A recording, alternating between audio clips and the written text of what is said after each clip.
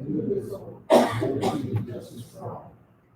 Under the Texas flag, I pledge allegiance to the state of Texas, one state under God, one nation. Lord, we thank you for allowing us to come here together tonight to make decisions concerning URISD. We hope that you would be with us as we make those decisions and with the benefit of all the children of the district. I would just like to take a moment before the open and state that this meeting today was actually planned on April the 19th. It was not a specially called meeting due to a mass action item. It was actually called back on April 19th to do interviews for architects. All right, it is 5:46. It's 5:46, and we'll call this meeting to order. Members present: Hank Beal, Clint Scott, Don Williams, Ray Wilkins, Simone Wakefield, Tracy Waters, and Melissa Fontaine. And as this meeting is being duly called and notice this meeting is posted in accordance with the Texas Meetings Act, section 551.043 of the Texas Government Code. We will move right on into our public participation. First one is Katie Arnold.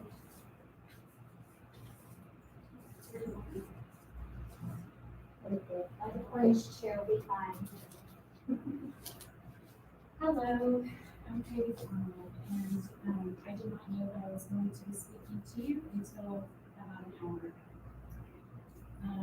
I'm still kind of reeling. I think many of us are. Hopefully you have heard by now that at this point all of the band directors in our band program are leaving our school district. I've served as the band booster president for the last 2 years, going into a third term. I love this program. I love what it represents. I love that it is the face of our school. And I've watched a lot of change. I'm here with some of our band booster parents who have been loyal to this program and who've served many, many hours. Our children are sick about this decision.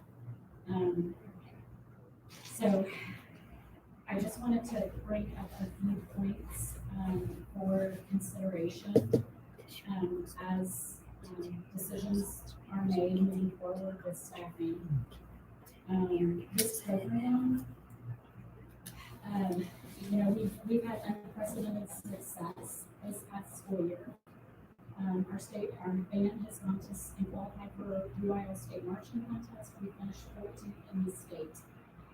We were the only concert band to win the sweepstakes during concert season this year.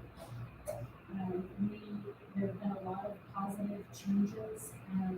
Mr. Fellows were instrumental in getting 8th graders credit for not only attending second period band and getting high school credit for this upcoming year, which is a huge change. We have 22 seniors graduate out of the program, and we've got 35 students coming into the program this coming year. Our program is growing. We've seen amazing change in growth. Our kids are some of the hardest working kids in the school. And just to kind of put a spin on it, this is good. Like I said, this was the face of our school. Our athletics programs are very important. The band program is very important. The jazz band is out playing at events all over the city throughout the year. Our band is, we're playing at send-offs. All of the send-offs have had a drum line there, and they're about to play at graduation coming up. Right now, our students are reeling from the shock of hearing that all 3 directors are making a mass exodus this year, and it's leaving us shaking our heads and wondering what's going on, why is this happening? For our band students, I think this is the equivalent of, if it were football students, it would be the equivalent of the entire athletic director, all the coaches leaving at once. Our kids don't know what to do with this. I mean, we're still kind of shaking our heads. You know, as adults, we know that, you know, people are going to seek employment for salary reasons, or for, you know, if there are administrative concerns, or, you know, for a myriad of reasons. Sometimes their family situations change. We get that, we understand it. But we just want to come to you tonight just to voice that, you know, if there are salary concerns, if there are those higher level concerns, that we please just ask you to be receptive to making whatever changes are necessary, that we bring in good folks and we keep them. You know, Roxanne Hackman was here for 26 years. Mr. Todd's been here 5, and that 5, I mean, you know, Roxanne Hackman ran a great program. Mr. Todd is running a fantastic program, and so to have really talented people coming in and then leaving us, and especially leaving us high and dry. I mean, it's not like one person's leaving and we can just kind of pick up where we left off. Our entire staff is turning over. So we'd like to just urge you to take a hard look at the issues that may be underlying such a change. We ask for transparency in how you're dealing with the situation as well. I know our phones started blowing up this afternoon as soon as kids started getting in and reporting out. And I know we've got parents all over the district reaching out to us, like, what's going on? And we're like, we're shaking our heads too. You know, we don't know. And, you know, our concern, we've had, you know, concerns with students saying, well, I'm going to quit band. And so obviously, you know, I know there's a very emotional part that's tied in with our students. And we want to, you know, talk them down and say, look, you know, you didn't come into this program because of a director. You come in because you love music and because you work hard and you want to grow in the musicianship. And so we want to continue those conversations. But we would just ask that you please just recognize that transparency right now is going to be very important. And that you please take a hard look at whatever the situations are that are making good people leave. So, thanks. Thank you. Next up is Aaron Rich.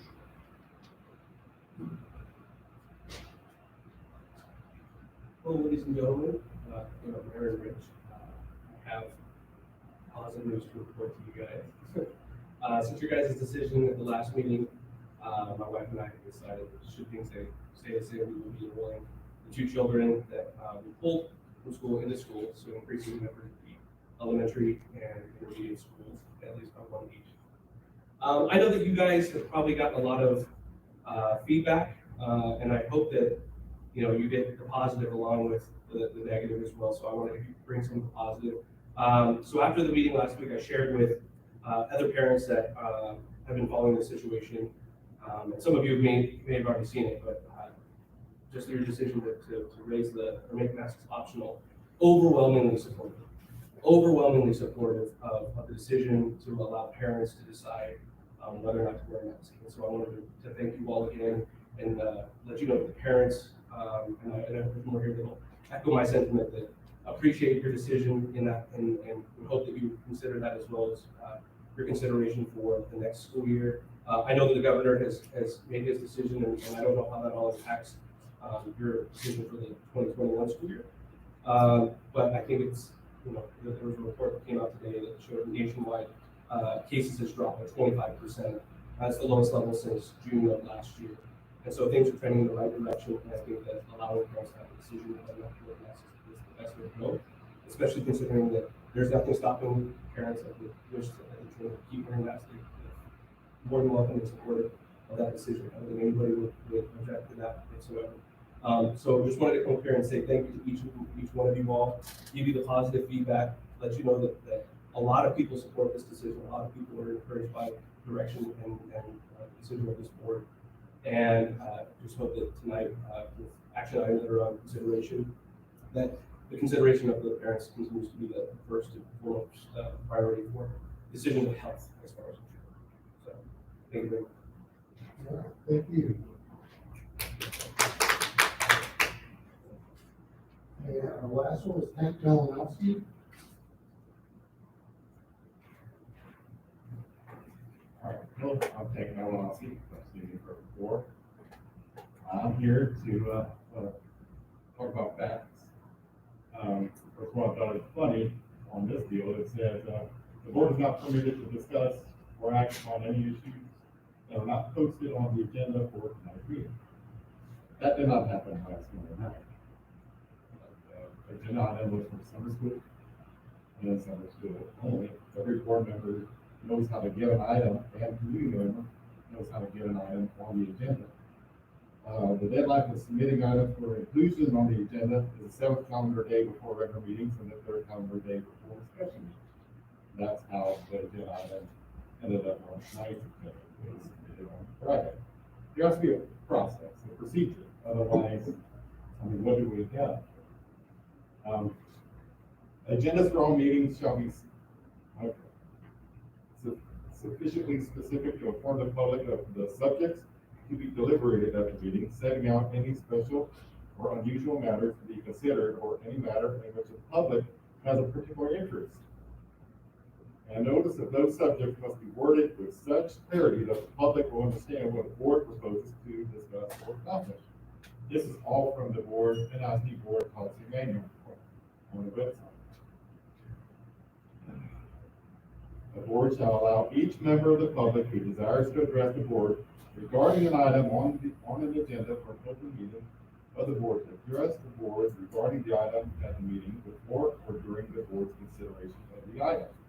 Also, last but not least, when a member of the public or of a board inquires in a meeting about a subject for which notice has not been given, the notice provisions do not apply to a statement of specific factual information given in response to the inquiry or a recitation of existing policy in response to the inquiry. Any deliberation of or discussion about the subject of the inquiry shall be limited to a proposal to place the subject on the agenda of a subsequent meeting. That did not happen last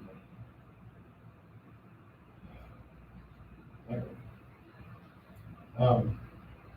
Back in April, the mask policy was changed. We made masks optional outside.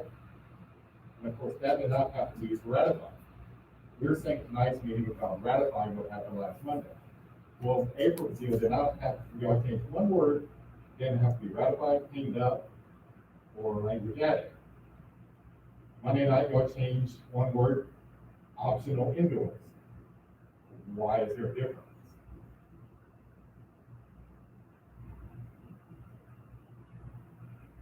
All right.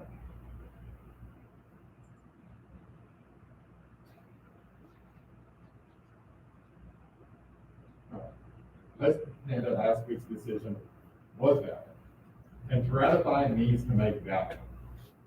That's what tonight's meeting is to make last week's, what happened last week, valid. Two of the reasons that the board president, I spoke to the board president regarding this issue, and he said 2 reasons they voted to get rid of, to make them optional. One was vaccines, and the other one had not had masks. Vaccination numbers here, we do not know.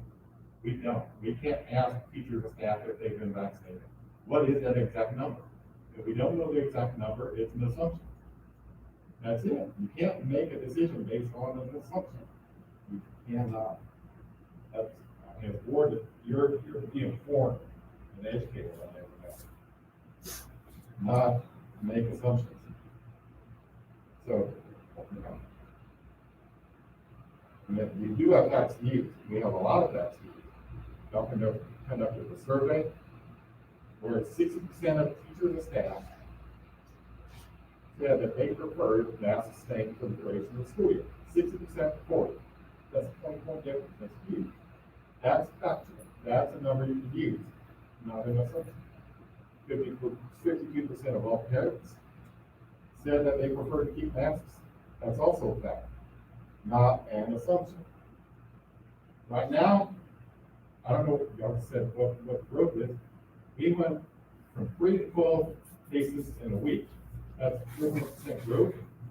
400% more in 1 week with 2 in the hospital. That's real.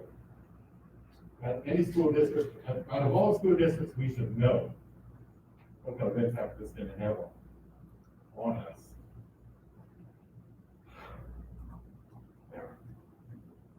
And that's what, right now, the majority of families here are left with two options. Wearing an N95 mask, which you need to experience wearing an N95 mask for 8 to 10 hours a day. For a kid riding a bus, it is 10 hours a day of wearing an N95 mask. Try it. It is not easy.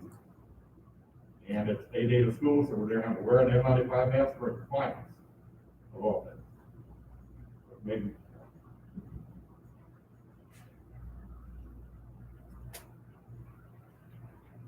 And then it comes after the decision, there's no plan. This was past Monday night, and Tuesday was a disaster. And 95 masks were not provided. We have kids on buses without masks. No, we have 50 kids per bus without a mask, without an N95 mask. You have to understand, there's a difference. So you stick it. Tuesday afternoon, I don't know if y'all remember the thunderstorm. So you have 40 to 50 kids per bus without a mask, windows up, with no ventilation. So for me, that's putting a lot of people in harm's way. There was no plan for people. There's no heads up yet. There's no notice. I haven't gotten a phone call regarding any change. The only thing I have seen is on the district website and a Facebook post. But as far as what our plan is, there was no plan for Tuesday. I mean, parents just had to scramble. Parents found out about it after the fact. There are parents who found out about it after school started on Tuesday.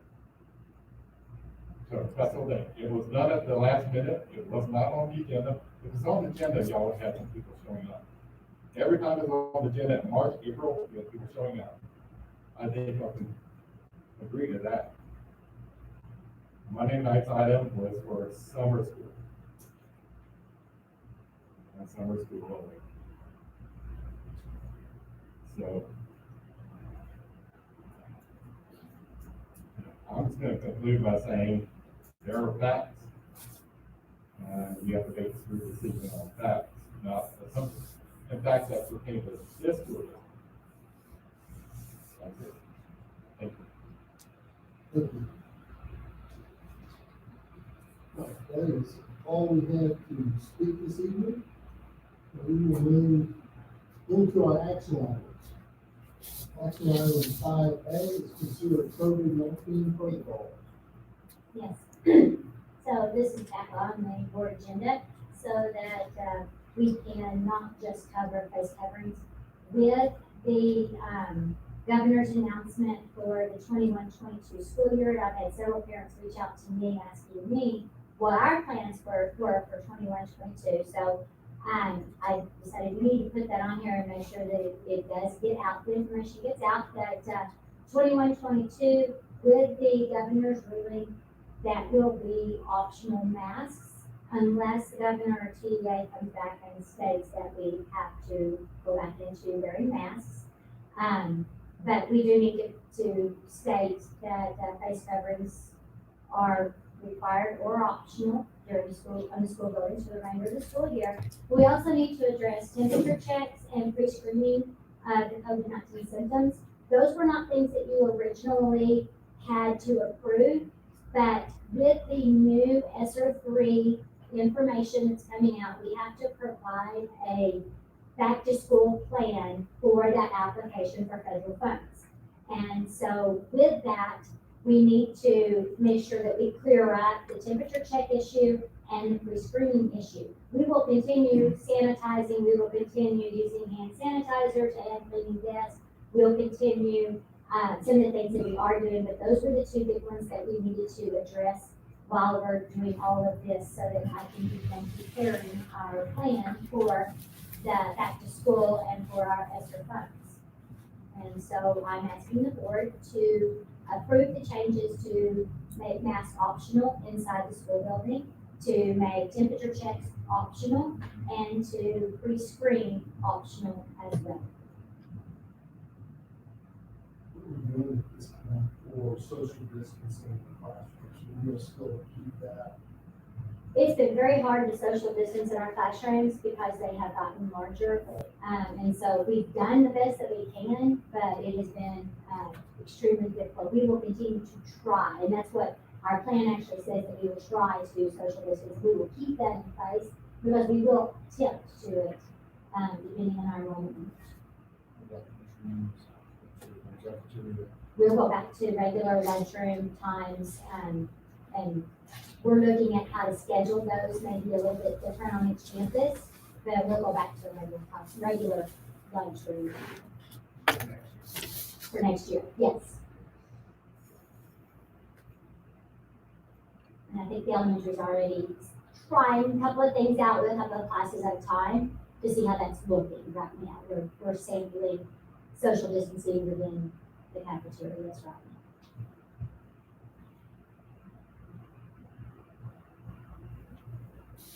So I just have a question about the wording on the motion. We make amendments to motions all the time. And while last week it said summer school, we had every right to change it to make that motion effective immediately from a board's perspective.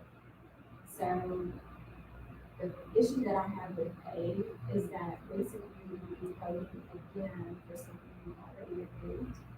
So I would prefer that if there needs to be clarification for the minutes, that we clarify our decision that we made last Monday to make masks optional inside the school buildings. And that what you need from this point forward is a motion for the 21-22 year that masks will be optional, temperature checks will be optional, and the pre-screening for COVID symptoms will be optional. Is that doable? Well, I put it in here as face coverings inside school building for this remaining year, so that we have it in writing, so that it's here for us, in writing. And But it would be in writing in the minutes from the meeting of last week. yes, and part of that is we have not approved those minutes yet. We have not written them and had y'all approve them, so I was trying to get something factual in here so that we could make all of the motions at one time. We can put the minutes at the next board meeting, Correct. or as a meeting behind. This is a special meeting, so we don't do the typical approval of that. Yes, and I didn't put them in. So I was trying to make it have it in writing so that we could have it documented that it is here and that y'all have voted to have the remainder of this school year. This is what we use for this. Listen, listen. I guess that's fine, but from a public's perspective, I think it makes it look like we did not have the authority to take the action that we took last week. And from all of the board training that I've been to, we did have the authority to make an amendment to a motion that was on the agenda. And that's exactly what we did. And so I think there's some public that are trying to say that we did not have that authority to do that. I'm fine with doing it the way it states on here, but I do want it on record that we did not go beyond our boundaries and make a motion that was not legitimate. I think everybody on this board has served long enough. I've attended plenty of sessions on what you legally can do and cannot do to know that we would not overstep our boundaries in that way.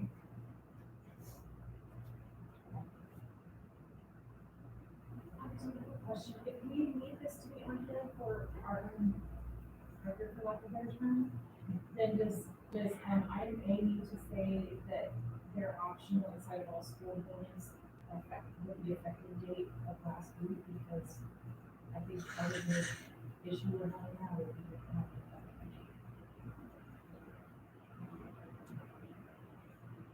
Or we did in minutes, but Well, we do have, here it just says remaining 2021 school year, which today is the 24th, so The remaining would be 25th, 26th, or 7th. But isn't that a little odd, because if we made it optional, effective May 18th? We can go back and word it May 18th.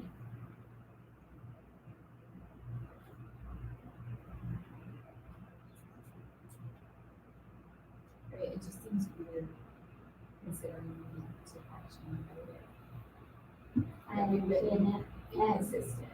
I understand that. I contacted the attorney and this is how he wrote it, so that's what I presented to you. Was exactly what our school attorney approved and had me put on the agenda. And if you'll notice down at the bottom, we even added the governor's, under the rationale, we even added the governor's new statement on Tuesday, May 18th.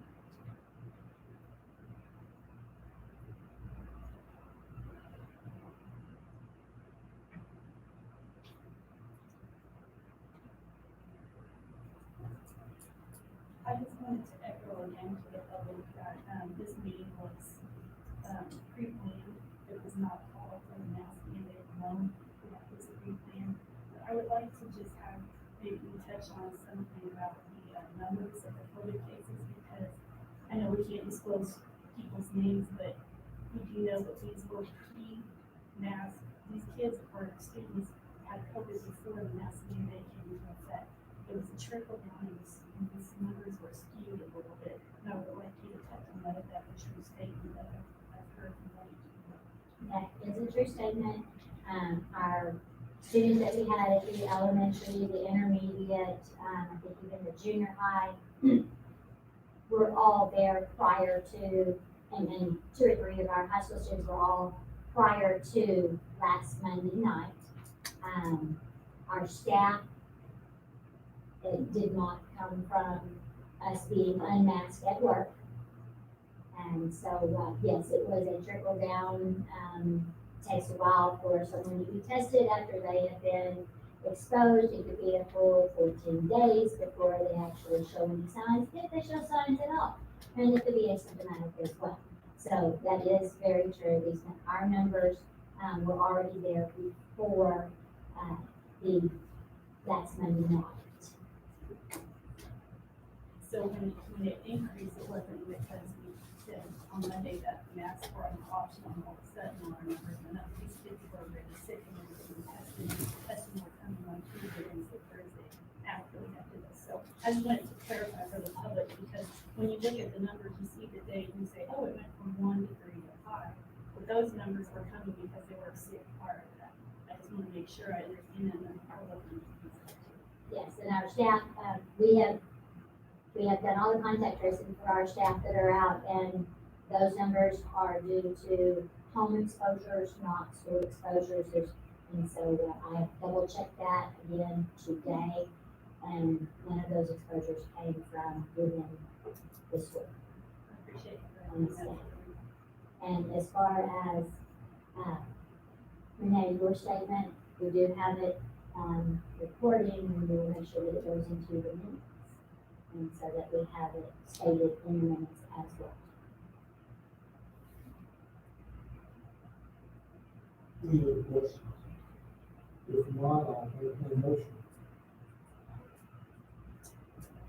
I make a motion that the board of trustees approve changes to the COVID-19 protocols as described below. Face coverings will be optional inside all school buildings for the remaining of the 2021 school year. And then for the 21-22 school year, masks will be optional unless otherwise mandated by governor TPA. Temperature checks upon entering the school building, bus, or event will be optional for the remaining of this year, 2021, and the 21-22 school year. Pre-screening for COVID-19 symptoms will be optional for the remaining 2021 school year and the 21-22 school year.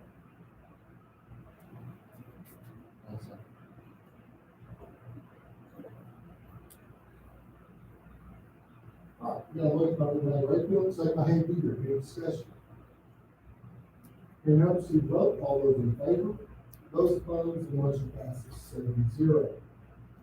Item number 5B, we'll consider resolution of the board regarding ESER three and policy CB local, state and federal reserve sources.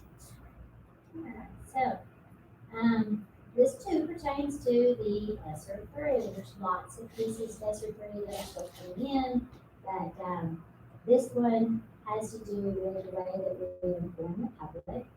And due to the public notice requirement in the federal grant statute, TA is recommending that we develop a local board policy that will address how the district provides information to the public, and that we provide public notice of federal grant applications through an information item at a board meeting and publishing information on the district website. And the district will also make available opportunities for public input as required by law or by the granting agency. And so in order to do this, we need to change our local policy to say that we will have it as an information item on the board agenda. And this was written by TASB.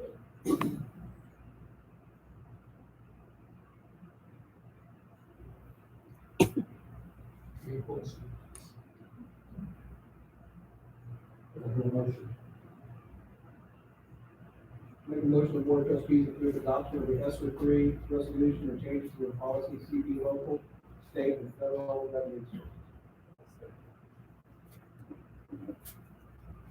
Now, motion by Tracy Ward, second by Cliff Shy, any discussion? Hearing none, proceed to vote, all those in favor? Those opposed, the motion passes 7-0. Item number 5C, consider additional staffing at the intermediate due to the Texas Education Code, section 25.112, class size limit 23 hours. So we have a large group of third graders moving up to fourth grade as we sit down and begin looking at staffing and assigning students. With 141 students, we only have 6 teachers, and that puts us 23.5 students in each classroom. So we need to have an additional staff position at the intermediate to take care of that. What we will do is look at numbers at our elementary, and if a staff member is needed to move from third grade to fourth grade or from the elementary to intermediate, we will absorb that position instead of being over in staff ratio at the elementary. And I just need, it's an addition to a position at the intermediate, so I need to bring it to the group. Well, it's not necessarily a high. No, it's not necessarily a hire. As a matter of fact, we already have spoken to someone that wants to move to the intermediate to fourth grade, so we will move that person from the elementary. So it's just an additional space, an additional position at the intermediate right now. Now, if the elementary number get higher, we'll fill that position that we already have available. At the present time, we're not hiring new staff.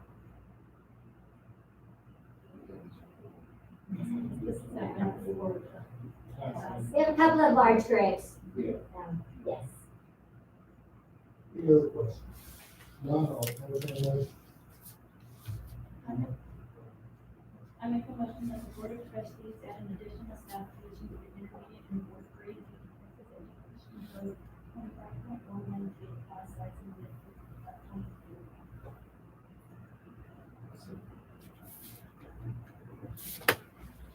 All right, got a motion by Allen Gillen, second by Hank Peter. Any discussion? Hearing none, proceed to vote, all those in favor? Those opposed, the motion passes 7-0. All right, we move on to item number 6. Item number A is receive presentations from and interview architectural firms for the district's long-range planning and facilitation project. And we have 5 that will be speaking this evening.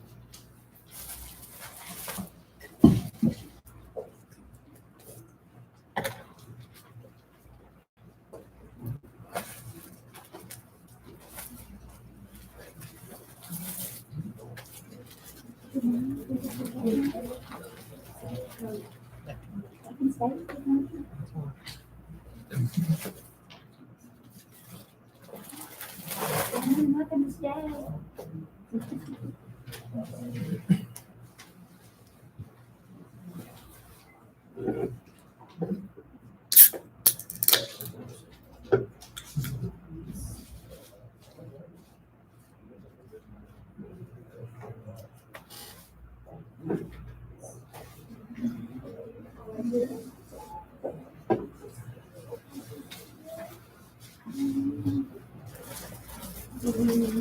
More computer setup. Andrew? We're gonna do it up here at the front. Here. Hi, Wendy Russell. Hi, it's so nice to see you. Hi, it's Wendy Russell. Hi, it's nice to see you.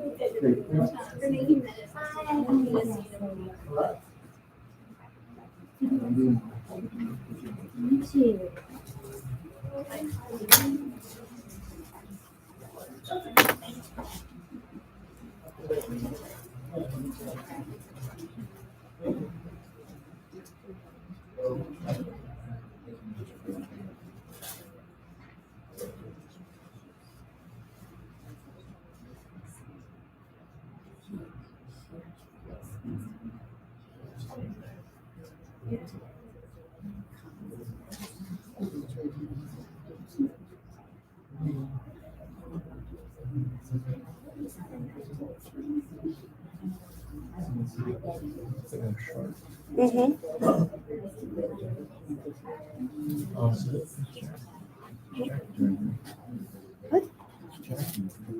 Jackie.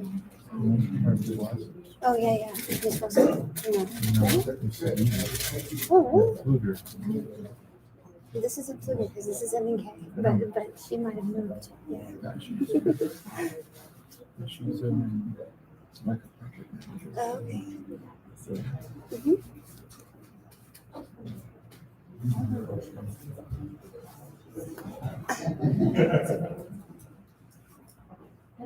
No one's ever actually noticed that.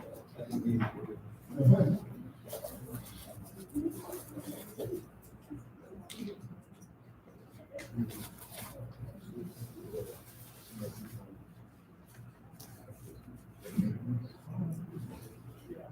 A gentleman from. Mr. Turley. the Community. Yeah.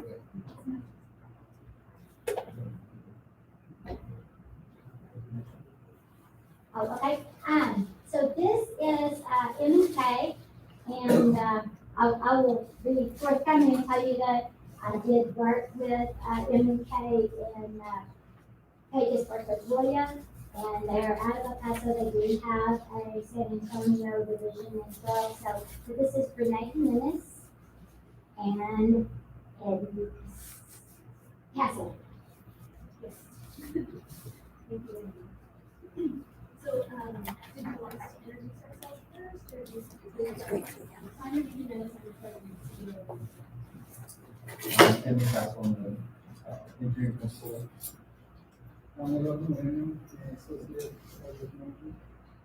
Area Green Spectral Climate Manager. Mark Padilla with Climate Awareness and Civil Engineering.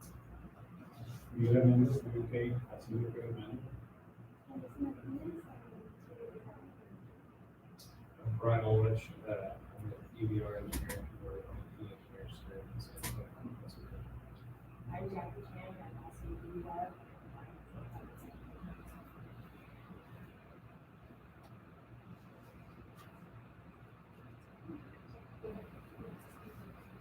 Okay. So we're pretty relaxed. Yeah, we will be. Thank you, Doug. So, we wanted to share a picture of you, with you tonight, of one of our favorite projects. And, this project has a lot of really, special things about it, engineering wise, architectural wise, and we can tell you about all the monitors I put on when we blasted things to demo something that was there before. We can tell you about how the break ties into the rest of the city. What really was going on here is that we had a community with a bunch of people who didn't agree about what to do on the project. There was some divisiveness, there was different opinions, there's several different agendas. Okay, there were developers, then there were laborers, there were teachers, there were students, there's just everybody in the community. Nobody could really find that common thread. And while we tackled this project with a great deal of excitement because it was so big and could be so impactful on our community, we really didn't realize until it was done, until we were here this first night for the first game. And what had happened was this united everything. And where there had been division, everybody had come together. And the common thread that we found in our community was really that, hey, we love to do everything together, all of us. And so in the stadium that night, you had, you know, kids out there who maybe would be Major League Baseball players, we had developers, we had laborers. We had people who had a hand in the project that we didn't. And this is just something that we saw and feel as we walked in your community. Now, we've spent a couple weeks here just getting a lay of the land as far as what your existing facilities look like. And we understand that you have goals about how the campus, how your school district will grow, how it needs to grow. But we don't want to make any assumptions about how that would happen, right? What really matters to us is that we can find that common thread in your community. And what we've found in other school districts and other places is there's a lot of other opinions, right? Where we started your project was we really just found this image, a simple image. There's no biases, but this image just seemed to convey the absolute truth and honesty of what we've experienced while we've been here in your community. These hands could be my grandfathers, they could be their grandfathers, they could be my uncles, they could be the laborer that we've seen here, they could be a teacher. But the hands undoubtedly just express an absolute truth. And the power of what we saw in the hands is really that we don't need to talk to this person who may own them, somebody in your community with hands. We don't need to talk to them. We don't need to tell them, hey, this is how often we've done these projects. What we need to do is listen. And that's what we want to do here in your community. And so we started your project and we want to show you the way we started. So, like Eddie was saying, these hands are life stories. And so, a big part of what MNK does is our motto is your vision for living. And so, I'm gonna walk you through the process and we do it for all on projects and keep all the pre-construction. So I'm gonna start with pre-con services, I'm gonna end with post-construction. So after your project's completed, everybody moved in, we'll walk away. So what can we do this? Here's a picture of us engaging the community.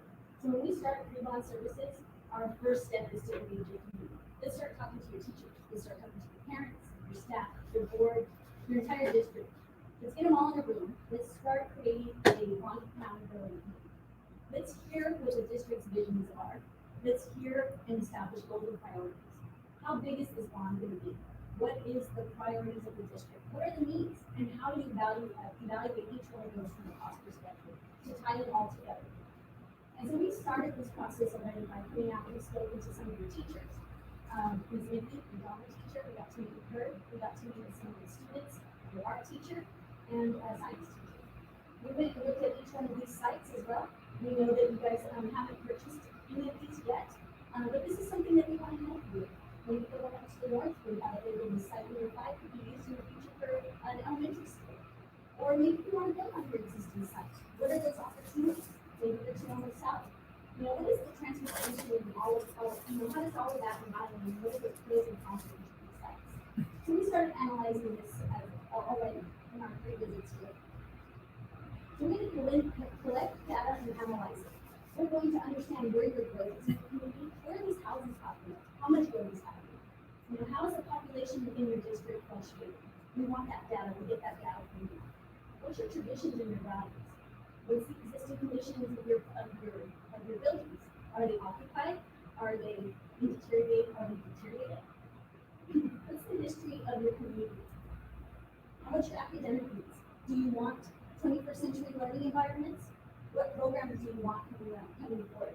And what programs do you have now? So after we collect and analyze all of that data, we're going to start looking at each of these sites. We're going to start looking at each of these sites from the perspective of what's occupied, what maybe is demolished, which ones are the most deteriorated, and where do you move those individual facilities? What site facilities maybe aren't in such great condition, maybe they're the wrong orientation, maybe they need some improvements, the turf needs to be replaced. Maybe you want bigger stadiums, more people to sit. And then understanding your storm drain, and how is that set on the site, and how does that impact where you go? And after we analyze all of that, maybe you end up with a site like this that you can do something with. This is where you have an opportunity to go.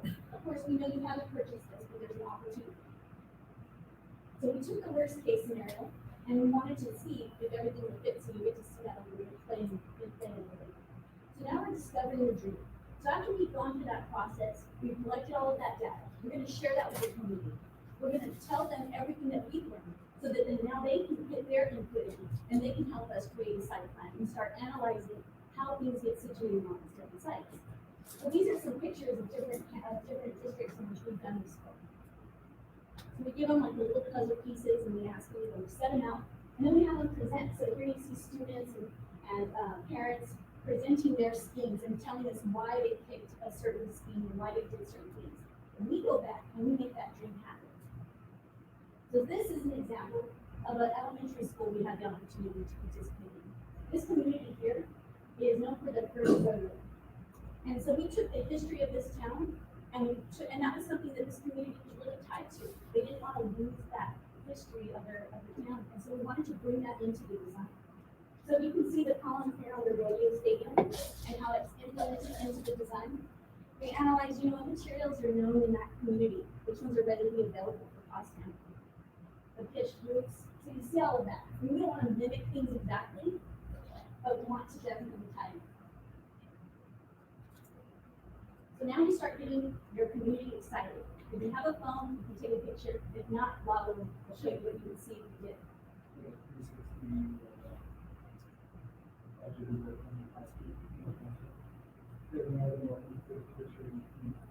Or we'll let you touch the screen at the end.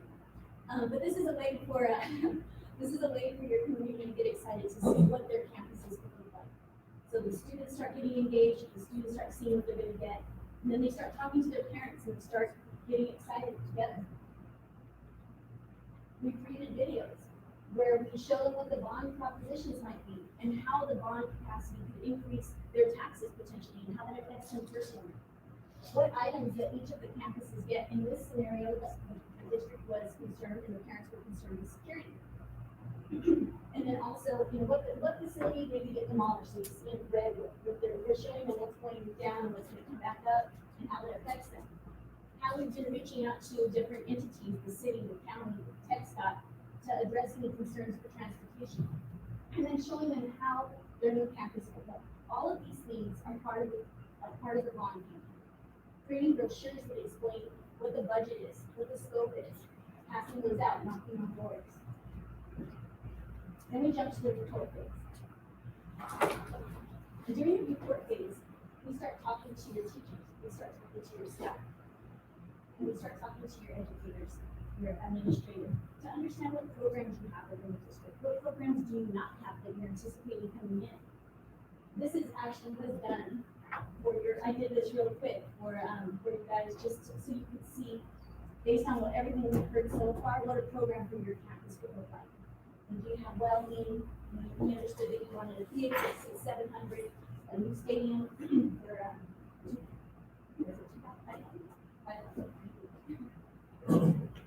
and then we create these room data sheets. These room data sheets tell you, what type of finishes you have within your spaces, what type of spaces you have. So here you see a collaborative learning environment in which you have classrooms that surround the space that can be used by the students. And how that touches each of the students from the D-line perspective, same here. We just want to create spaces that inspire students. And you'll notice this common thread in these projects, like I showed you at the beginning, trying to capture the community, the values, what the traditions are. You can see some color schemes, some of the ways that the students interact, but we're trying to carry that through every project. We jump into the design phase. And this is where we take all the information you got and start putting it on paper. We start drawing it, we start getting input on the exterior itself, we start understanding. These are two examples of building on an existing site. And the impact that each of these sites can have, and how does that affect your timing, how does that affect your cost, when you start building an existing site. And you have to consider, you can see in this instance, the red is, sorry, the black. The red that needs to be demoed and is built around it so that it can still occupy the campus, but still build a new campus. And then here's what the possibilities for your site. And by no means do we want you to walk away thinking this is what you're saying. We want to do all of the things we just talked about and getting to know your community. We're going to do the test to see if we all fit. It's tight, but it fits. There's definitely a conversation to have. And while everybody always, there's always going to be some portion of the community that likes something new, we always feel like we have to do the district justice or serve them well and get every possible option. If you build something new, facility, the one that's just, it's happening. and what that could look like. And maybe you have two roads that extend through the sides of the campus. And maybe your community wants to make a stadium the focal point. And how do you do that from the site, even it's set away from that main, one twenty? Where do you put the baseball? How many parking spaces do you need? So all of those are going to start showing up here in this design. This is an example of a campus. This is on El Paso High. It's a 1900s architectural, historic building in our community. And we were tasked with building a new fine arts facility on that campus. A lot of history, a lot of opinions, very strong, very active along that group. So this is what we ended up with. So what we did was we met with the alumni. They were very passionate about what they wanted on the campus. And so we showed them different options. Do you mimic what was there before? Do you maybe do a building that reflects on it, so it's mirror, so you can see reflection of the historic building? Or do you take the proportions from that existing building and build it in, and use some of the brick? And so that's the option that they picked. And so this was the rendition that they did. They're very excited about the new Here's another one, another example of us listening to the community. This is a high school that is in the middle of a neighborhood. And so the community was very concerned with getting something that was too grand, too big, too tall. And they wanted to make sure that, we also took the architecture. If you look at this photo, you can kind of see like this eyebrow look on the exterior of their existing campus. So tying back into their existing campus and making it really fit within the community is something that was very important to this community. And we were able to accomplish that. And then here at Eastwood. So down in the right-hand corner is their old gym. This is their 1960s gym. Their 1979 state championship team played in this gym. And so this was a focal point of their campus. So these glulam beams went over and spanned over the entire gymnasium. And so we found a way to repurpose those glulams and put them into the new gymnasium. So you see a top of the gym. But we took it further. We took their 76 championship team, and we put perforated panels on the exterior of the building, and we backlit it. So at night when you come to a game, you get to see that championship team. So now we jump into construction documents. So everything we talked about now gets put on plan. So those plans are going to express to a contractor how it is built. In this instance, this one was a phased project, and I know that there's a lot of concerns when you build on an existing campus. And so we needed to outline in the construction documents, how do the kids get from one spot on campus to the other during construction and having to be safe? So you see the kids walking through here. We also had to figure out on this campus, all right, where do we put the kids? Because they wanted to expedite the time. Time was more important than salvaging and keeping the kids in place. So when you start doing phasing, they didn't want to do that. They wanted to do it all at once. So they put a portable village. So the next picture I'm going to show is where those portables are. That's where the portables are. So we got the state-of-the-art baseball facility. And we jump into bidding, permitting, and construction. So we've shown a couple projects of how we've done it before, right? And, we noticed a question here where they asked me what kind of company you have. And so, we talk about how big we are, how small we are. It's really irrelevant. What we've done here is this is the team that's here today, and this is the team that has executed together the project, some of the projects that we've shown. And the processes that Renee described that we've used, we've already started, just took a shot, are all going to be executed by these people here. Now, in the past 5 years, we've done $300 million in school construction for every year, modification, infill, take and pick. We've done all those things. So what we really wanted to share with you right now is that the people that you see in this room are the people who have worked together on Houston. The team that's executed that work. An opportunity to come here in your community, to have work that matters, that impacts the next generation, something that we love to do, we're really passionate about. And post-construction services. The point here to make is that once the building's done, we're not done. We don't just walk away, we don't leave. We're here on site. We see it through to the end, and afterwards, we really want to report card of how well we did. We want to know how the buildings are being used, how the students are experiencing it, how the teachers are experiencing the campus. What can we do better? we improve on, what do we need to repeat? These are important because often when you grow, you'll have one camp, you'll have one school, or you'll have another school or facility. And so you really want to report card as you go. So we love remaining engaged and just seeing how it improves. So we try to rush through this and not be simple things because we really want you guys to ask us questions. And so if we need to go back to some of those site plans, we want to see this again, we want to ask those questions. We know that we didn't really talk much about us, we wanted to focus on you guys, so we want to use our extra time for those tasks. More questions? Y'all are located at Odessa. Yes, ma'am. That's our main office. And, So who would be working with the district on a day-to-day basis and who would be what we would have in community justice? I mean, these guys are here today, who would be actually here watching? So typically when we do these type of projects, we're not meeting every day, so we're meeting, we're scheduling meetings, so I would be the one that comes out and then puts it. I would be able to decide that. Miguel would also be joining me for design and so would Leslie. And then we would jump into the interior studies. We've done this outside of El Paso in the past, and we've been very successful. The thing that's different about us than you probably would get from a big firm, is you get I'm the owner of the company. I'm very passionate about what I do, and the quality of work that our firm delivers is dependent on my reputation, and I believe in it, and I'm gonna be here for you guys. and as meetings and construction of interest starts, and we need to hear more. Eric's here local, he's here at our office, and he's here local. We understand that for aspects of the project, we take construction very seriously. That's really our where we feel we're even stronger than most firms. And we want somebody that can be here now.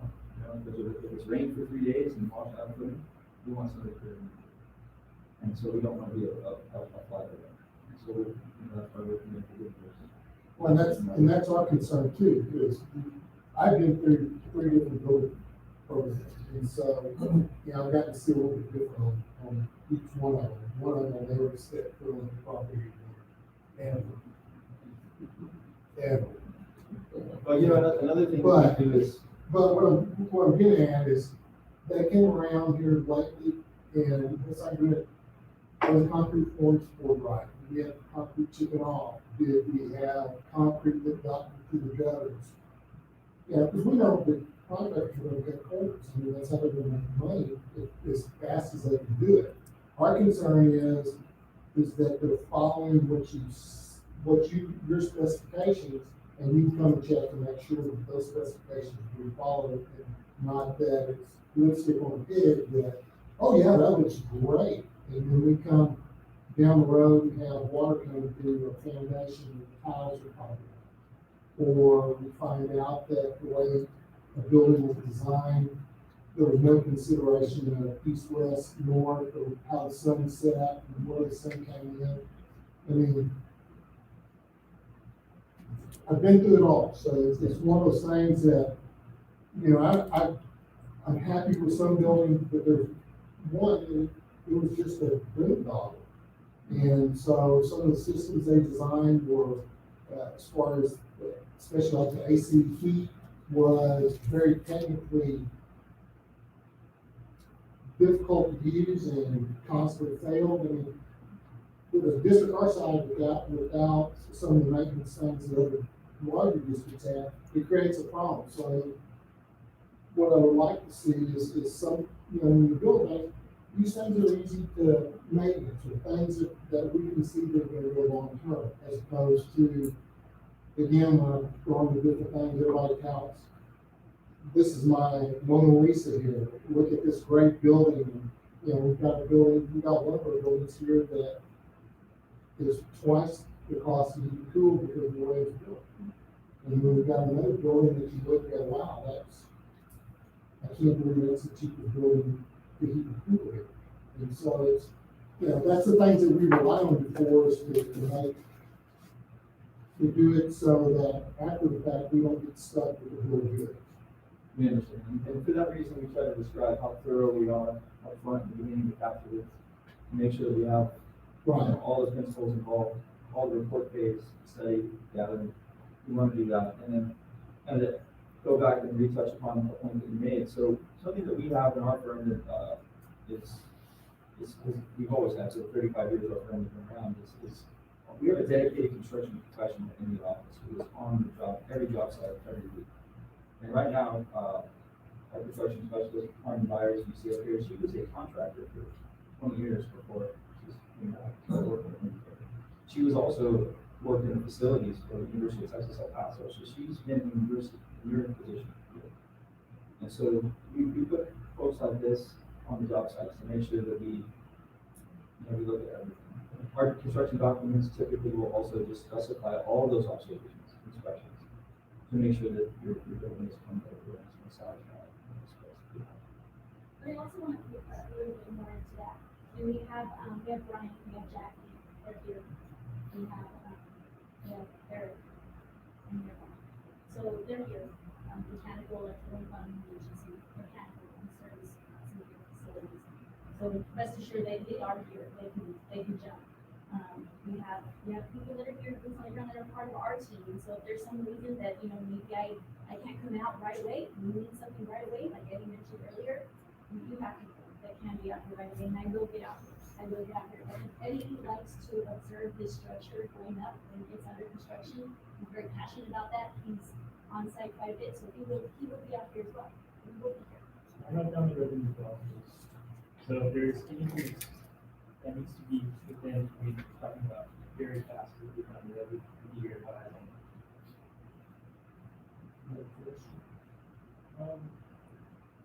You're showing two different areas. Have you looked into the timeline? What it would look like on-site or off-site? So, we have to, let's do this one. So the way we positioned this one, as we started looking at it, and again, this was like a quick, let's put something on paper, let's see if it can fit. So, that's right. So if you notice, the way we positioned it, we left the school, the current middle school, where it can be paid and it can be done. And yes, she owns a building that's regular, right? But I understand that there's maybe people in it, but it's not really super occupied. It's an old kitchen. Yes, there's a weight room down, and you have to find some people to do that. So that's why we positioned it this way, so that we wouldn't have the scheduling delays. I can tell you my experience building new is less common mistake. It takes less time, but of course you gotta get utilities to the site. So there's the time constraint with that. If you wanna build new roads in the new one, if there's new roads, that takes some time. I would say, and it depends, if you wanna get rid of your stadium right away, right? Let's go back to this one. Your existing football field is located right here. So to put the new one in, you're known as a football field. Are you okay with that? Can you play somewhere else? There's other conversations around, the site that we elected to try to get everything on for you. We got super excited about it. That's in the city of City. This is in the county. And so how each entity will react to those plans, will have an effect on the plan as well. So I think right now there is safe in saying that, to be determined. I think this looks like it one. What would be a reasonable timeline for an all-site rebuild? You're looking at about a year. For, not for design, for construction. So we passed the bond in November. We're looking at the following. No. No. No. So you pass it on in November, you're looking at about, probably 6 months of design. Right. And then from that 6-month period, so you're looking about a year. Right, we're looking for opening Right. year at Yes. fall. That fall. It, on a new site, Right. the existing site, depending on how much you guys have to. We're gonna look at later. And there's components of a new site that are in some ways out of your control. You can hire a contractor to execute this work, but roads, stoplights, XDOT, those entities, you're kind of on the utilities, kind of on your side. That's something you guys can share with us too. Absolutely. Y'all would work directly with those entities. Outside of that. So we're not. Yeah, yeah, we're gonna coordinate with the power company, with the water. Work it all out. But again, there are existing utilities on the existing side, right? There's a lot less legwork that has to go into it. That's the other one, utility by water. Yes, sir. Yeah, Sure. I would have to. Not the decent side. I know we've been taking regulations on each side of the social, see what they have here, but it's like the new side, but potentially new side, the elevations and all, it's like, you see a lot of work that you done, just, I mean, it's really, early, ask that question, it's something like that. No, absolutely, we'll let Mark speak more to it. Yeah, we take it on the side, the new side, it is very, very. That's excellent. I would also, as far as drainage is concerned, is, plans to with the building elevations, to meet the building, to do the elevation comments, but at the same time positively draining, away from buildings, and either into hedging facilities, which is very similar to and then kind of, or kind of mitigate it somehow, by reducing the impervious footprint, which there's other options to reduce the building, reduces your impervious footprint. All these things we take into consideration, and obviously we need to move forward on what that needs to be. But for the most part, that site is going to be a challenging in the fact that we look forward to it, that in grading it in a way that you can still maintain some range patterns, but at the same time, finding the appropriate areas to see if we need to do some sort of. No, would you agree that it's certainly feasible? Yeah, this is very promising. You got excited and started going stuff. And we've worked on a lot of sites that seems to really just really good. And then the other thing, and then the site is very beautiful too, just you stand out there and see. Be great at this.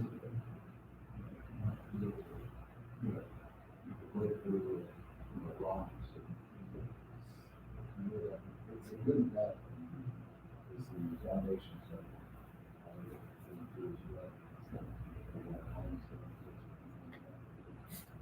Stabilize it and then level it out. So that would be the case with, it's dark, you in the middle of the corridor. Yes, so in both options. So one thing that we considered actually was green neighborhood. And so you can see from this one, this classroom building is 2 stories. And it's really space for future classrooms. And it's going to keep growing, right? So we wanted to make sure we already told them they care about it. So what we created, we also created outdoor environments. So the kitchen, you're now the kitchen cafeteria. I text her, she texts me. Area. The library opens up to the outdoor. We put in our classroom over here, so we can have outdoor art time. Heating on this side so that you can do deliveries and pick up. We put the band in fire so that the band can get out to the field in a quick amount of time, but also out here we can practice on the pavement. So, I mean, we put some I thought want into you this. guys, you noticed, your views means, we're at Salt Drive, right? It's West Texas, pretty well. Views are amazing, you want your campuses to be fairly porous and secure, big. And we also want everybody who has a stake on their campus to feel like they're made as the focal point. You can go back to the fun part about host. Yeah, if you came back to, like this new proposed one, if you're on this side, you're a basketball or volleyball player, you'll feel like the most important person coming here to your gym. You have full access to it. If you play baseball or softball and you come to this side, you've got whole campus dedicated to you as this tennis. But same thing if you're in theater. You've got this full front of building materials. Right? And football guys go up in. They have those properties. So it's really possible to do that with the community that you guys live in, and often this is just kind of key to the more densely populated. One last question, I don't even want to see the big cost of materials and labor and everything else. How would you deal with that? All of your bid is, you've been doing inflation with the steel. I know. So we're on the third version of some projects currently in our office right now, because we're trying to stabilize things and make the project successful. So, one thing I shared with our team before is that now, where we typically will work with contractors in a certain, let's say 200, 300 mile radius, we're out at like 600, 700, 800 miles to look for materials, to look for subcontractors. But one thing that we're doing right now that is fairly successful is that we are having owners bring in the contractor very early to work alongside us. So we're designing, and as we're designing, things are being priced, and we're controlling things that way. So I would tell you, like, one particular project, we're on the third version structurally, but that's just something we're gonna do because, at one point it was wood, but we just can't do that now. So we're back to steel. And so they will buy something, we will get it, if we have to release packages early to buy that material. We just did that on a real large high school where we said, okay, buy out all the concrete right now and start. And we got this, buy out all your steel right now, lock it in today. And so we were able to carve out, instead had 4 or 5 months for certain materials and trades and project, where if we could not done that, things would have escalated way past the budget. And it doesn't give something, right? So another thing that Eddie's been doing is he's been reaching out to different subs to understand, see what steel we can have, what steel components do we have, so that he's designing what is steel, whether it's something have a long lead time. Now, that's, whatever we find in the US in a mill right now, we've got, that's what we'll put into the project. So you have to turn over every stone right now. But I will, all of us are stressed out about it, but I would also offer this, that this week, for the first time, I had 3 emails, not from the futures markets or anything like that, but at least in the lumber, the prices stopped. And then as of last Friday, they had even started to go back. So production, it appears that production is going to come back. How many acres is that area up there? This one's 69 acres, and we have to, and I'll tell you, we have a little bit of wiggle. You could pack 2 towns. No, we really wanted to figure out how much parking we can actually. So for example, for a stadium the size that you're wanting to put in, you need about 800, what do you have, 850? Parking spaces.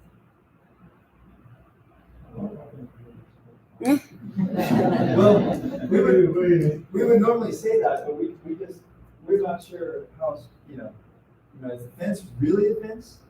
Or is it more of like, go ahead, come on my body. And I want to add something because I know that this is being recorded, but this land is just in talking stages. It's not been purchased yet, so we're still working and negotiating on that. That's right. Yes, and we understand that, but also for the other, we look at your existing site and just all of the other, just to give you guys.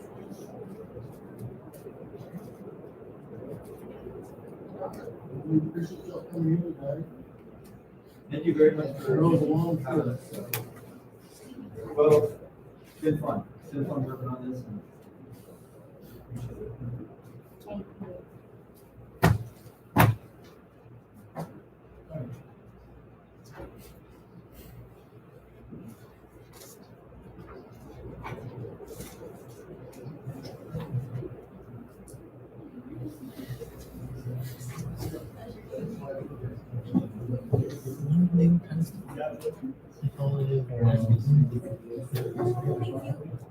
Thank you.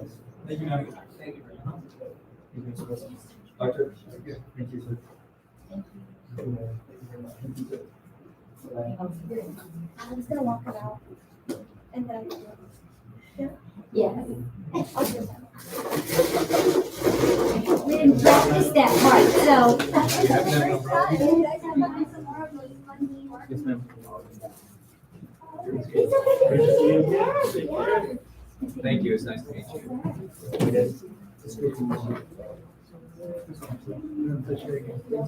Hi, Jackie.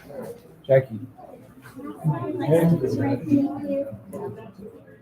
Different name?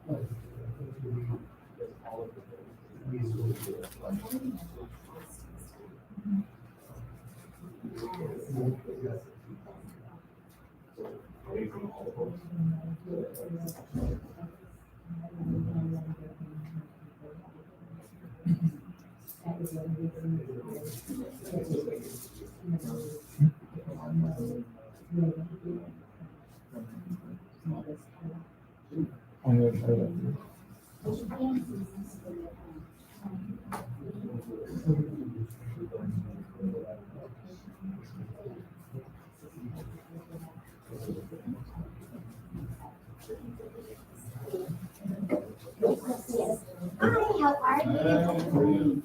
Nice to see you. Hi, it's nice to see you. All right, so if you all need to be here. Yes, we brought a little bit of everything. Okay, so I have my technology here. If you look, if you carry your flash drive your way, is good, and then, come on, you can put your, so,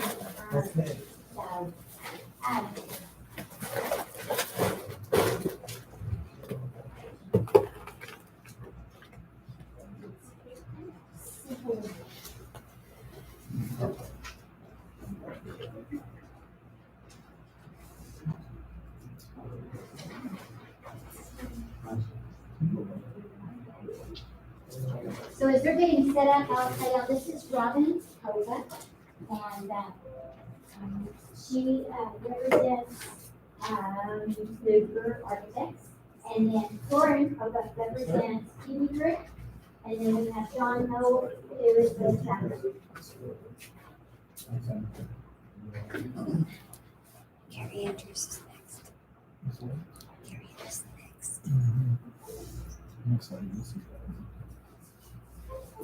You're good.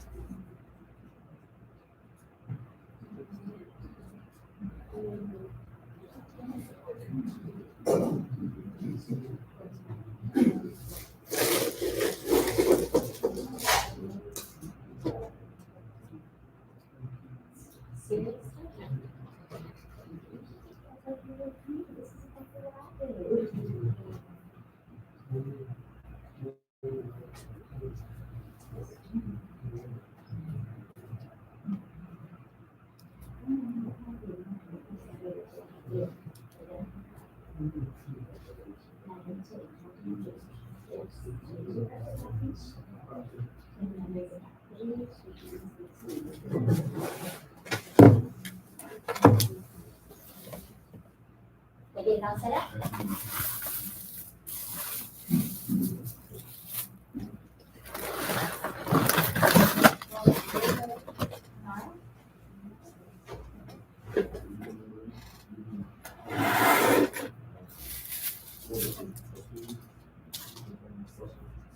Thank you for having us tonight.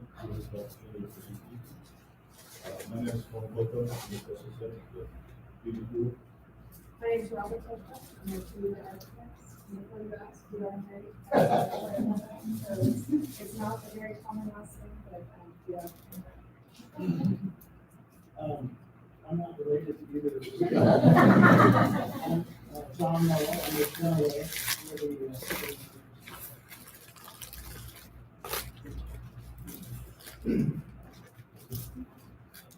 And so, we felt, we wanted to discuss kind of our location here, we feel that this location is a differentiator between some of the presenters that we've seen tonight. I don't think anybody was really saying any decisions, consider that they're within 10-mile radius of the school. So, just really quickly before we get into the meat of the presentation, one of the things to just kind of keep in the back of your mind is that the standards for school facilities, construction are currently new right now, with some modifications being proposed by TPA. They haven't been formally adopted yet, but they are anticipating, crossing their fingers, that they will go into effect on July 15th.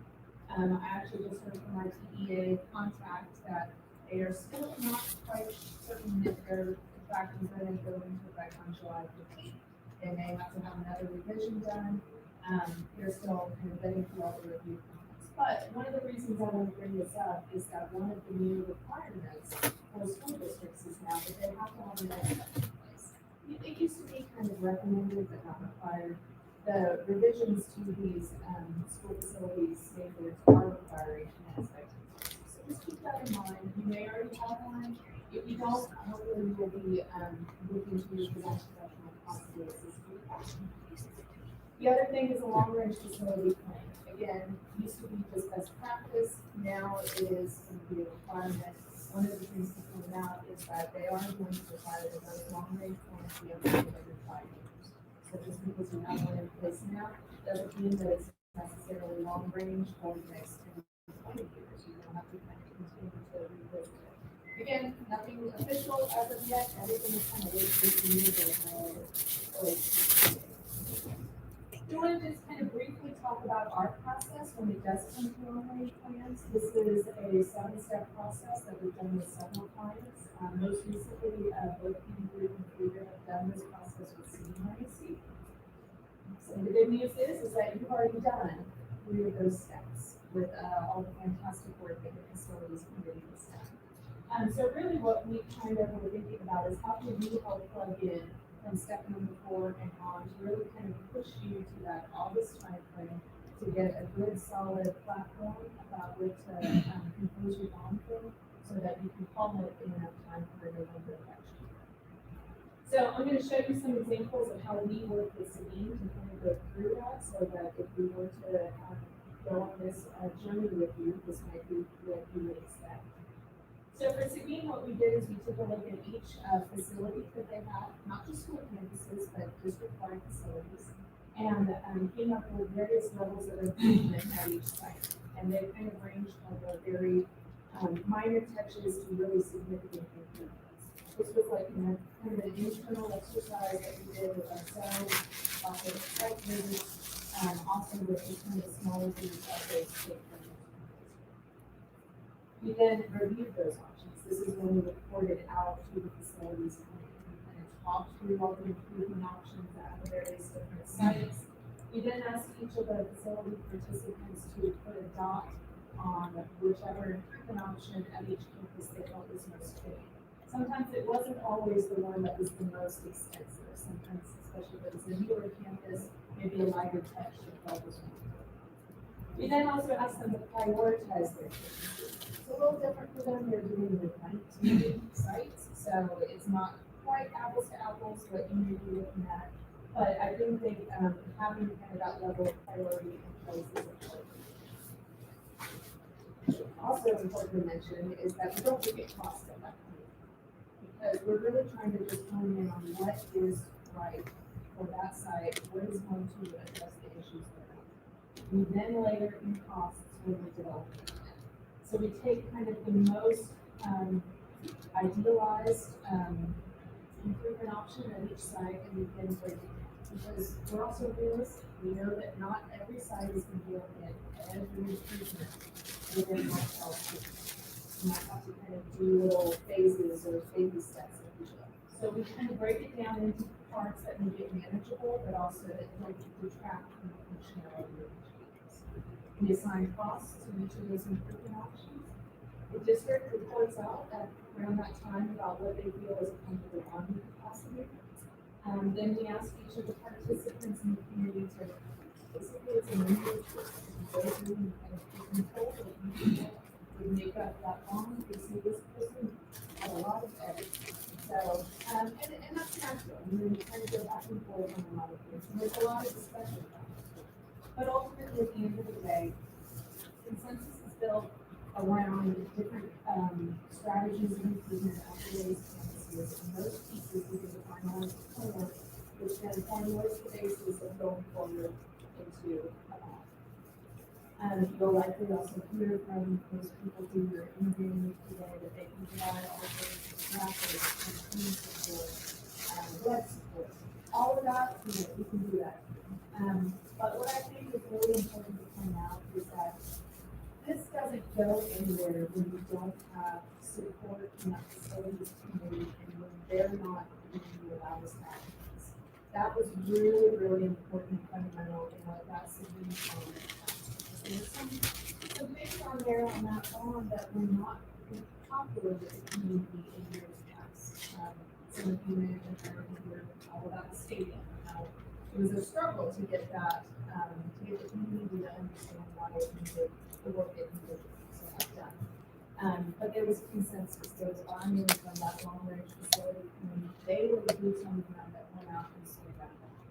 And they're only gonna do that if they feel that the process is clear, it's communicative, it's honest, and that they feel that their voice is heard. We only have 20 minutes, so we're gonna fly through this. We're gonna talk through a little bit of our work. It's gonna be very brief. If you want a larger portfolio, definitely not provide that to you, but we're gonna zip through this real quick. I do want to point out though that, some of you may not know that Hannah actually used to be a teacher. So a lot of the work that you'll see here is either work that we've done recently in conjunction, in partnership with each other, or work that Cooper did when Lauren was there. So, I just want to make that clear that this is a lot of this work is very personal.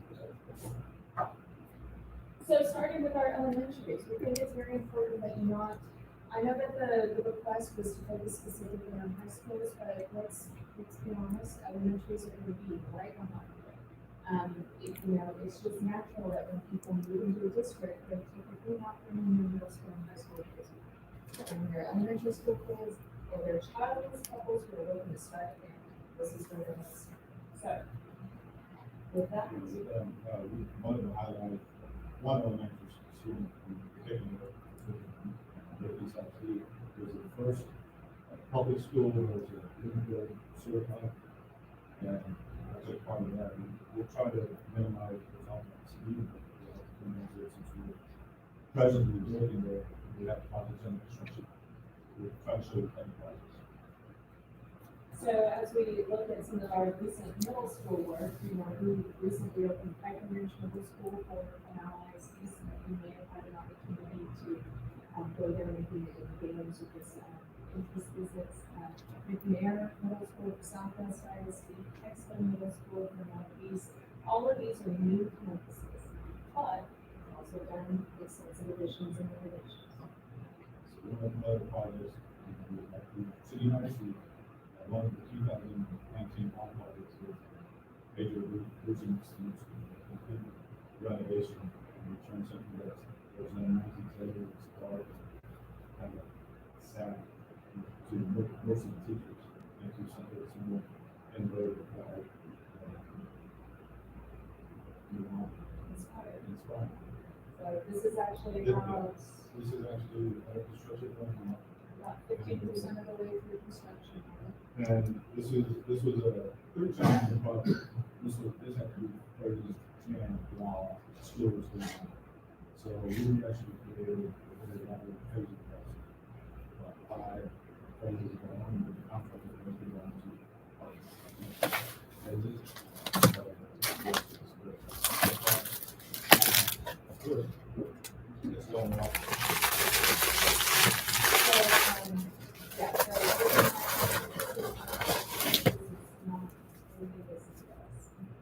So speaking of our high school work, Legacy High School for Southwest ISD, Champion High School for Vernon ISD, we're really excited. Becker High School for Chanel ISD is going to be opening this fall.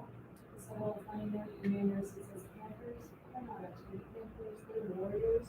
But when we developed this rendering, we didn't know what the mascot was going to be at the time. So it's actually a little funny not seeing there in Panthers. So, but again, these are new campuses, brand new builds, but that's what we do.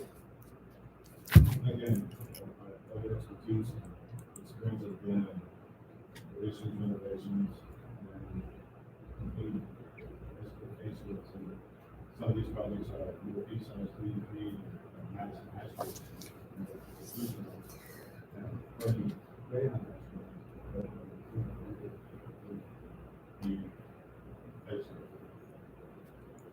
We reinvigorated that campus you had ever been in grade before that, it's kind of, it's sad. Fine arts is not a big part of the high school life nowadays, it's, well, it always has, but it's not gonna get a little bit more. So, we have extensive experience in all sorts of performing arts spaces, so we did a new performing arts center for Madison High School, built brand new for Champlain High School. But Highlands High School is something that's a little unique, it is an existing auditorium, you don't really see public school auditoriums that have a balcony anymore for obvious reasons. But we gutted it down to the structure and we finished it out and we were even able to save the old original wooden seats in the auditorium and use them as acoustic treatments on the office. Athletics, another huge component. So we've done gym, weight, walking, field houses, natatorium.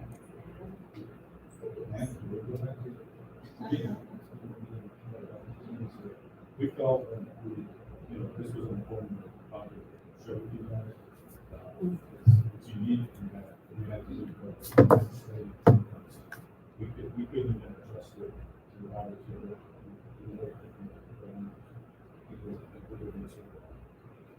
But we couldn't move the scoreboard, so we had to work within that center line. So we took an old facility.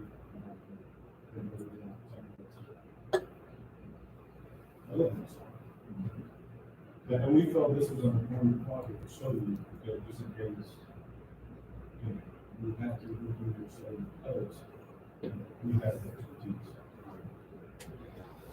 So basically, we took an old, outdated facility, and turned it into a modern facility, an unsafe and secure facility, safe and secure facility.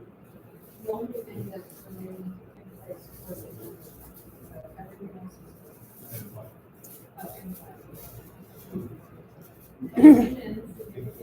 And it can,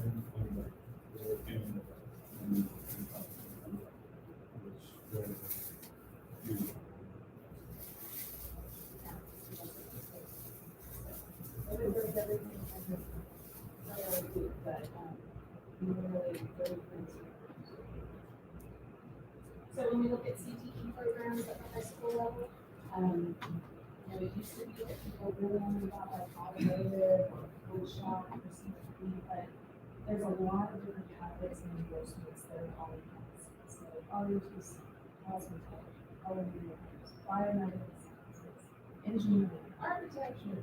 There's a lot that is under the CTE umbrella, and we just want to make sure that whatever pathways and endorsements are important and water ISD, that we're supporting that within that project. Both for what your needs are now, but also for the future. And that's where industry input is vitally important. So, this is another thing that I think is pretty unique about our team, because we have experience being the owner's representative. And not just from the contractual obligation that an architect is supposed to advocate for the overall structure, but actually being developed by owners representative. yeah, so I was being hired as the owner's rep to speak for the construction. So I ended up actually also working as a working financing out of the area, South Texas, and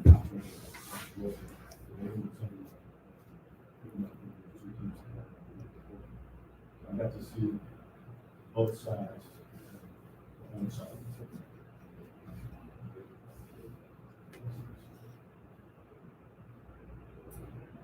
Enough about us. So what makes Uvalde ISD unique? Well, it was really interesting listening to your facilities committee meetings. Because really what left out to us was we expect excellence. Just because Navarro ISD is small doesn't mean you don't perform good. And just because you're small doesn't mean that you shouldn't expect excellence from your community, your students, your teachers, the professionals that you hire. small town, we want to maintain that small town. And what I thought was really unique was when we were actually asked to define what does small town mean to you? Because the words that kept coming up were familiarity, politeness, courtesy, and culture and pride. And so how can what we do as design professionals help reinforce that thread of culture and pride that is so unique to this district? Our design process, I'm not gonna talk about it, because again, we only have 20 minutes, it's only about the week behind you, you'll probably hear 4 other firms talk about a very similar process. We're not reinventing the wheel here, so, but I think what's really important that we want to take some time today to talk about is that this process does not work without stakeholder involvement.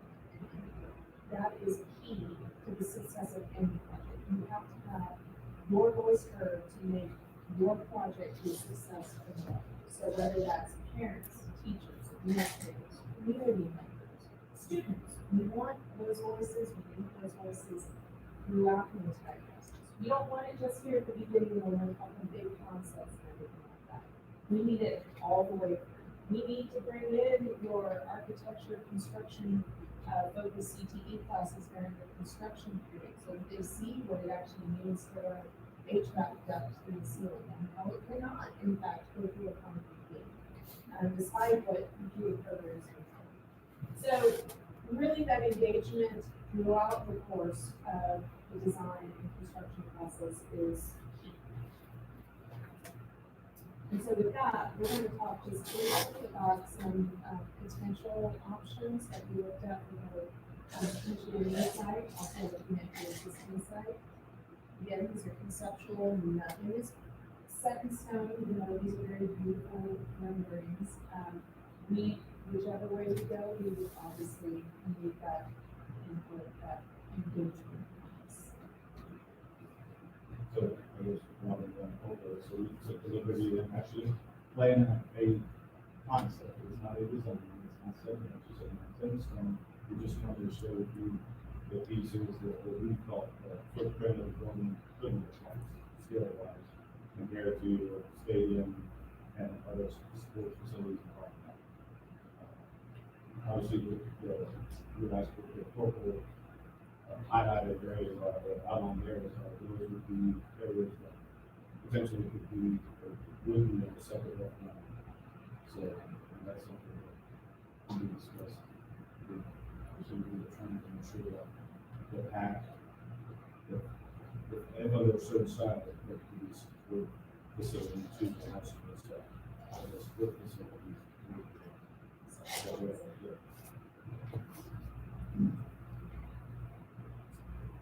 So the existing site, again, took the liberty and laying something out. I think it was a listener's request. Parking facility, letting you think about moving it out the way, doing as you come to the new high school. The biggest thing to take out of this, the obviously the issues that you would have to drainage on your side that you would talk about. For that, we actually brought John to just discuss a little bit of that, potentially, if this can happen, we or anything we can do on that side. This site, as you know, is challenging. It's very flooded. Water likes to run downhill, and there isn't much downhill. So, this is an issue that needs to be carefully considered in dealing with this site. There are solutions that I've thought of. Got some LiDAR topo and actually studied this a bit. And so drainage is the part of civil engineering. It's probably, in terms of sites, it's probably the most difficult thing that we do. I've done this for a long time, on a lot of these. And this site is really flat and really challenging to have a place for the water to be. And it rains 10 inches, 5 inches, 12 inches, it's 100 years rain. The water needs to be somewhere the size of your school. And so doing a careful plan for drainage on this side, I think, was the biggest civil engineering challenge for doing this. Doing everything up to where it's out of the water is a critical component of this, for this particular site especially. I mean, it's critical everywhere you go to work, because everything around here is dry. But this particular site will be challenging in that regard.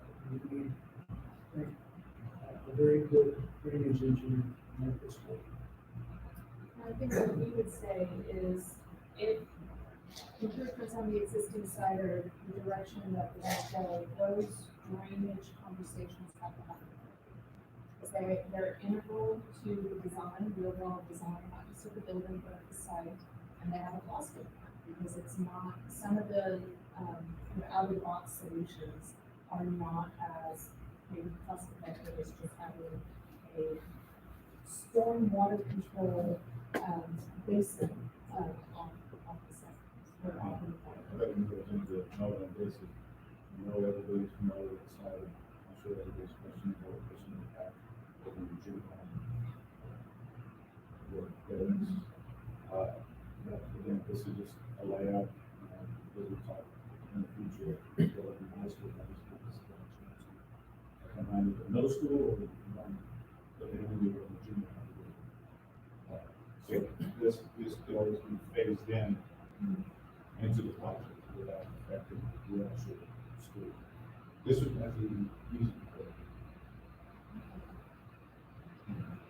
So with that, we talked a little bit about what makes Navarre unique, what makes those two sites unique, but just kind of want to wrap up with what makes us unique. And so I think first off, we want to talk about the localness. So being local means we know the area, we know the nuances of city permitting requirements, we know the industry that affects this area. Also being local means that there's less time on the road for us to come out and have a meeting. So it is more conducive, but we're not spending an hour or 2 hours round trip where we have to, block out the whole afternoon to do it. We have the ability to be there, basically at that moment. So now we're part of the team. We've moved to Saline in October. After 6 years of traveling back and forth from San Antonio to Saline, I think we made a decision to move our business, a team group of us, and our family to the community. So we're here to serve. We bring expertise and innovation to you. We have small firm involvement, but we have large firm resources. So we think it's the best of it. Finally, we expect we're in our student neighborhood. 15 minutes away from 123, maybe 20 minutes if we get it in traffic. So, or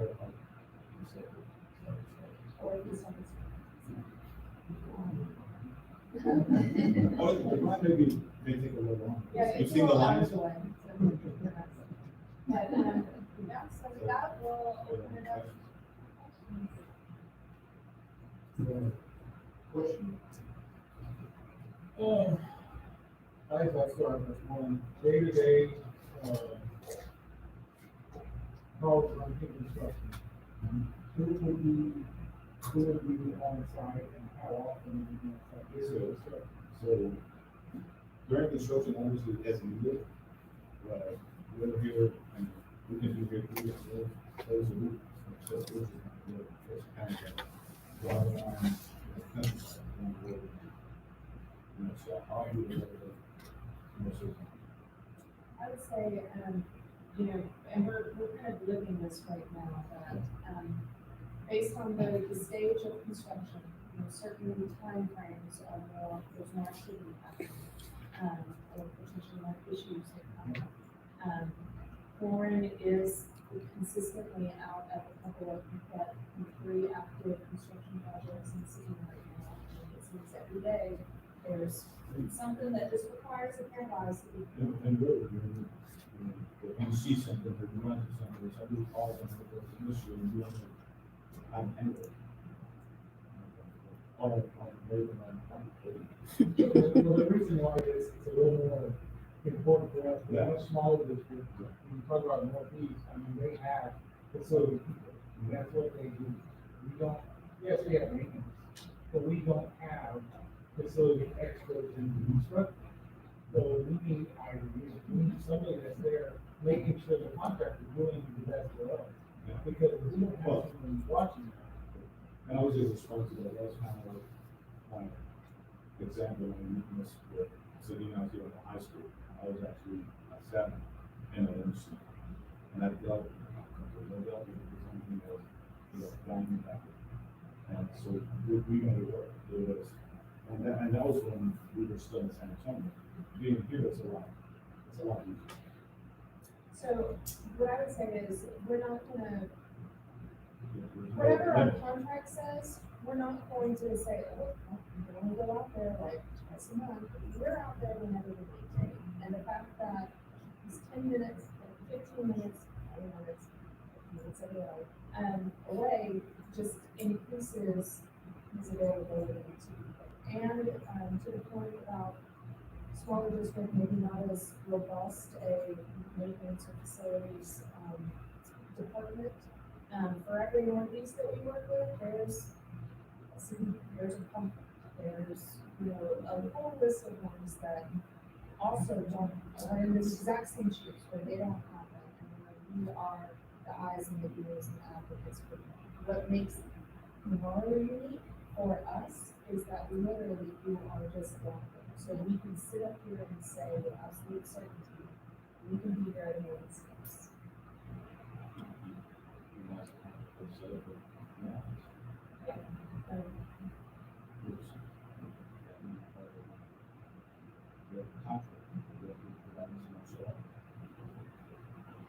So my question is, with the rising cost of leasing and construction, insurance, supplies and so forth, what have you guys done to help manage that process?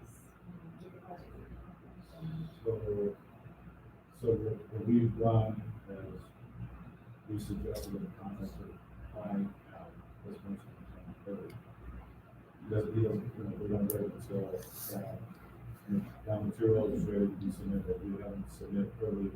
It also knows as early as possible, so we can buy out the material before the prices. The other thing, obviously, to keep the cost down, is we want to, Sabine, I don't know if you say, actually, a lot of districts do the same process, so deliver a lot of districts are going to CML. CML, say, it may be convenient to some contractors, but it doesn't say that they're pushing. So if we can bring Sabine with a CSP constitution, and then say proposal, which obviously you can work contractors to compete against each other, because you get to grade them on their qualifications. So that's where we saw a lot of savings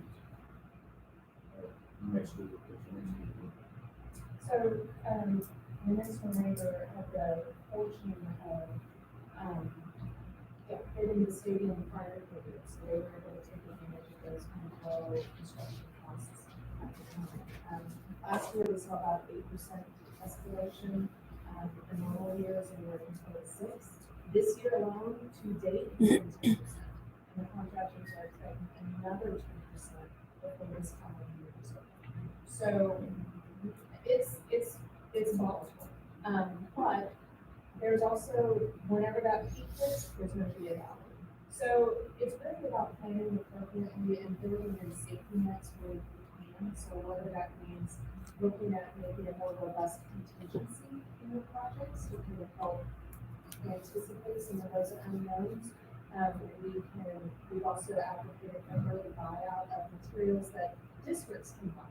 Other private, through negotiated contracts with various vendors, boilers, HVAC units, those sorts of things. If you can buy them now and you can work them into the project, that's just savings. We didn't buy them, and we can also, it comes back to the design process too.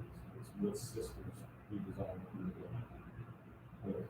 There are obviously systems that are less expensive than others. Every system out there, let's talk about mechanical. There are many systems that we can buy. Obviously, mechanical, we build all those efficient things. Some of them are working to work on and maintain, but Yeah, yeah, so, exactly. So everything's like balancing, you gotta weigh the good and the bad, and come out with a solution that ultimately you can get along. Yeah, and we develop budgets through the process of design. To have a, again, we use 50%, 100% you use CDs, we'll give you an updated budget based on that design process and where we put it. And I think one of the other things that we use to help those budgets is our connections with contractors. So we're able to say like, look, in this region, for a school of this size and this kind of construction type, what are you thinking is a reasonable expectation of cost per square foot? And because we have relationships with contractors, they're honest with us. Some other things that we've done is instead of doing steel construction, we've actually gone for concrete frame. Absolutely, so concrete frame is obviously more readily better, maybe a little more expensive, but still maybe a little cheaper for your lead time. You know? So there's trade-offs, but you need to discuss that. Something else.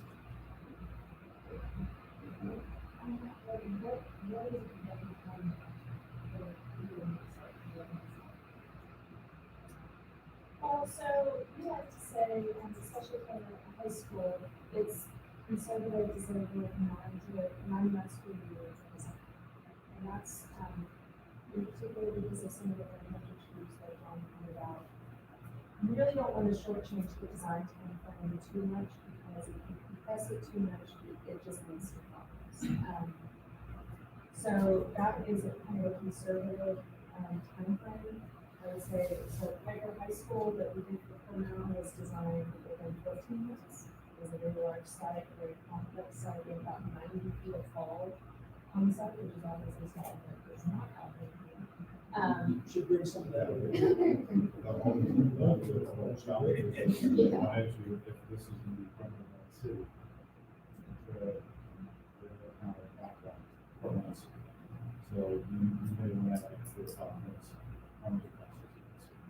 Well, and what we found with the city is, the work that we're doing over at HAB Jefferson is, we were very proactive in engaging with them early on in the design, so they knew about the project all along, and then when we finally submitted the drawings for review, they were just inundated with other projects, developments, potential. And so they worked with us and brought us kind of a verbal go-ahead to start construction, because they felt adequately informed about what was going on. We didn't just like show up on their door, they had no concept of what the project was. And I think that's really kind of the key takeaways. Communication between them and people down there in development services is vitally important, because that's the only way that anything gets done anywhere. Communication with consultants, between ourselves, with the city, with you. So there's too much it's just never highlighted about the power of communication and conversation. No, I don't think the city is good at this. So they're not very good. So what we would probably suggest is, when laying out the schedule on the project, that we kind of pick a time frame about 4 or 5 months prior to when we want to start construction. And that's when we're going to submit a permit set. It's not going to be fully developed, it's not going to have all the details and stuff, but the city doesn't care what a building project's like. They care about big picture, fire evacuation, occupancy loads, that sort of thing. So we're going to develop a permit set for them, submit it to them so they have adequate time to review it. We're actually bringing in a third party reviewer to help them with reviews and inspections. So when they get into construction, it may not be a city employee that's coming out to do the inspection, maybe a third party person. But really kind of knowing that they're log jammed, and they're going to continue to be log jammed for quite some time. We need to better prepare, and knowing that is one of the things that we can. Another thing that was good was a lot of people think that these supply chain problems that we're experiencing now that are making these costs more and economies going up. Those things will tend to begin to heal themselves at the end of this year and into next year. So that time frame might put you into a place where you're over that peak, as she was describing, and materials costs will be getting back within reason. They want to down to They're never gonna be where they were, but, there's a peak that's happening here because of all the supply chain problems that happened because of COVID and probably 4 or 5 other plants around that particular farm that made this all happen. But nonetheless, a lot of smart people are saying that this too will pass. As the man used to say.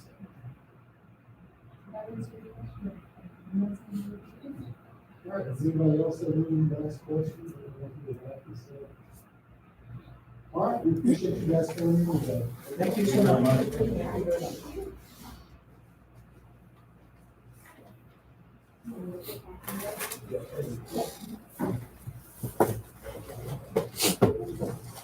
Seven 41, and we will.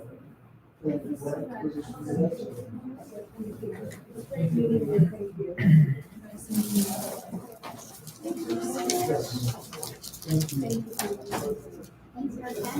Thank you. Appreciate the opportunity. Yes, sir. I've been in the library with books at. Ah! Intermediate, they still touch them and check them out. My wife is a lab tech, a library person, and I'm telling you, I'm a computer geek. I have my ebook, read everything. Yes, I do everything. Thank you so much. They still touch the books at this age. Yeah, It's- yeah, and I think that's good. Have a connection to them. Well, and it's something to be said about that friend and, you know, with a small child, you want to make sure they don't have to orientate it. It goes from the surprise, you know, surprise. So we arrived before the rain. Yeah. No, well, Yes. not all of them. Does it say that back out? It- We came to sun, I'm like. It's pausing a little, so run while you can. Bye. Thank you. Bye, y'all. Hope y'all stay here too. Ah, the rain is something else, isn't it? Yeah. Thank you for being here. Or do you want to bring it in and see if we can- Oh, we can go ahead and bring. Oh, yeah, next Get week. it all set. Next week, we're gonna start the demo. Got a roll-off dumpster coming on Tuesday, and we're gonna start demoing next Sunday. That's gonna be nice. Yeah, I've seen all the drawings and stuff like this. It's good. It'll be sharp. So he says that's good. I did, I hesitated to send it because, make sure you're sitting down, and we are gonna discuss it at the June board meeting, but 10%.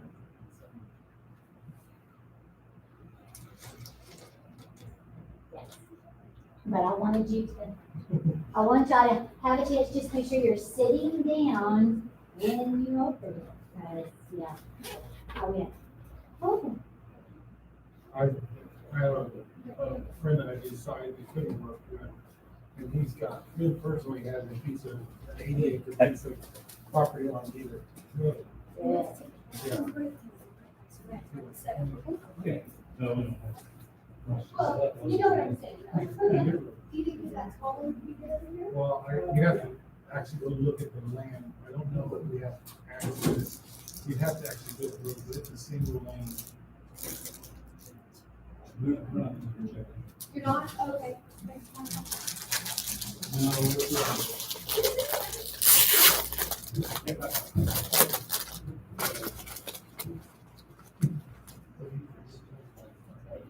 Or you can put it up here, President Terry. Yeah.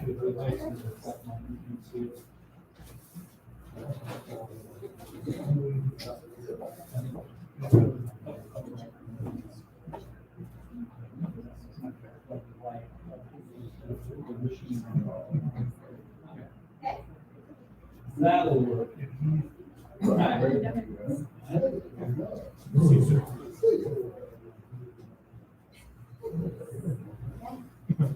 Just because it's who he is.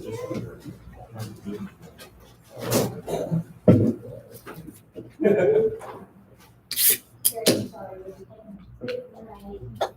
That's okay, I'll let it go. How you doing? Oh, we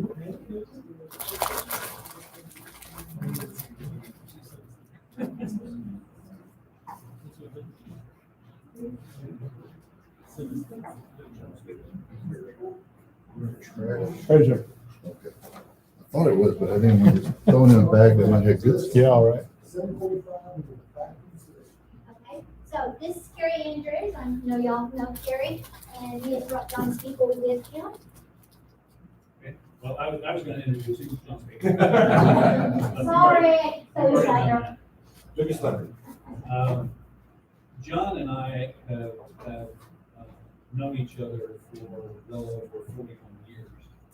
We went to architectural school together, we graduated together, we passed our exam together, so it's just hard to get rid of him. But we team up from time to time to work on large projects. So, I'm still have 3 employees, me, myself, and I.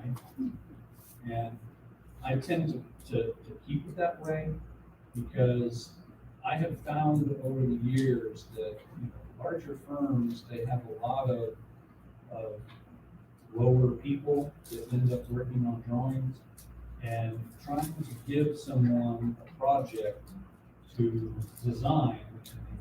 Tell them, you have to meet with them and say, okay, I want you to design it this way, and then we can give you a drawing and you look at it. Well, then I gotta stop and look at it, make comments on it, give it back to me, and he's gonna play with that. He's gonna give it back to me, and go back and forth, to where when I do it, I'm making decisions that nobody else is gonna make. And I'm putting the thing together as I go, and I work it out, done once, and that's it. So I'm usually waiting for my engineers to catch up to me, because I'm so quick at working out plans and details, and it just is so much simpler for me to do it.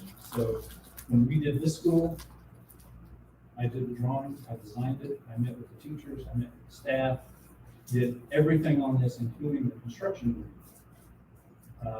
One of the things that is I don't know if you all know this or not, but I was out here at every single structural concrete. 2:30, 3 o'clock in the morning, and it was a good thing I was here, because there were things that came up, issues that they needed an answer on right away, and I was here to get the contractors, so, yeah, let's do it this way, go. So that's one thing that I personally do, that if I had a bunch of employees underneath me and I was having them out there, I've got to pay them by the hour. To me, it's just something I do because it's just my time, and I make sure that it gets done. So I came out here multiple times and had to have masons take brick down because they weren't doing as I had told them to do. And they finally learned that I wasn't kidding. So that's just the kind of service that I provide. I'm available, and I told this to Dee, I'm available 24/7. You want to call me at night, on weekends, take care. I'm available. I can be out here in 45 minutes. My house to here is 45 minutes. Now, what y'all had asked for was a concept of a high school layout on a piece of property that the district doesn't own, and a layout based upon property that you do own. Well, I didn't do one for the property that we have here because I don't feel that it is workable because of drainage and the ability to contain any more water than what we've got developed on this land. If you recall, when we did the football stadium, we put in those wide trenches or channels out there on the north end of the property. And that filled up whenever you had storms out here. And that acts as a detention pond because you've only got about a 12 to 15 foot net between the property and Highway 123 to get down to the bridge that for the drainage to go under that bridge. So that 12 to 15 feet acts as a natural weir, which necks down and prevents the water from going through too fast. That's why my civil engineer came up with this idea of making wide trenches and creating that depth. It did two things. It got the drainage out of the football field, and it acted as a retention pond.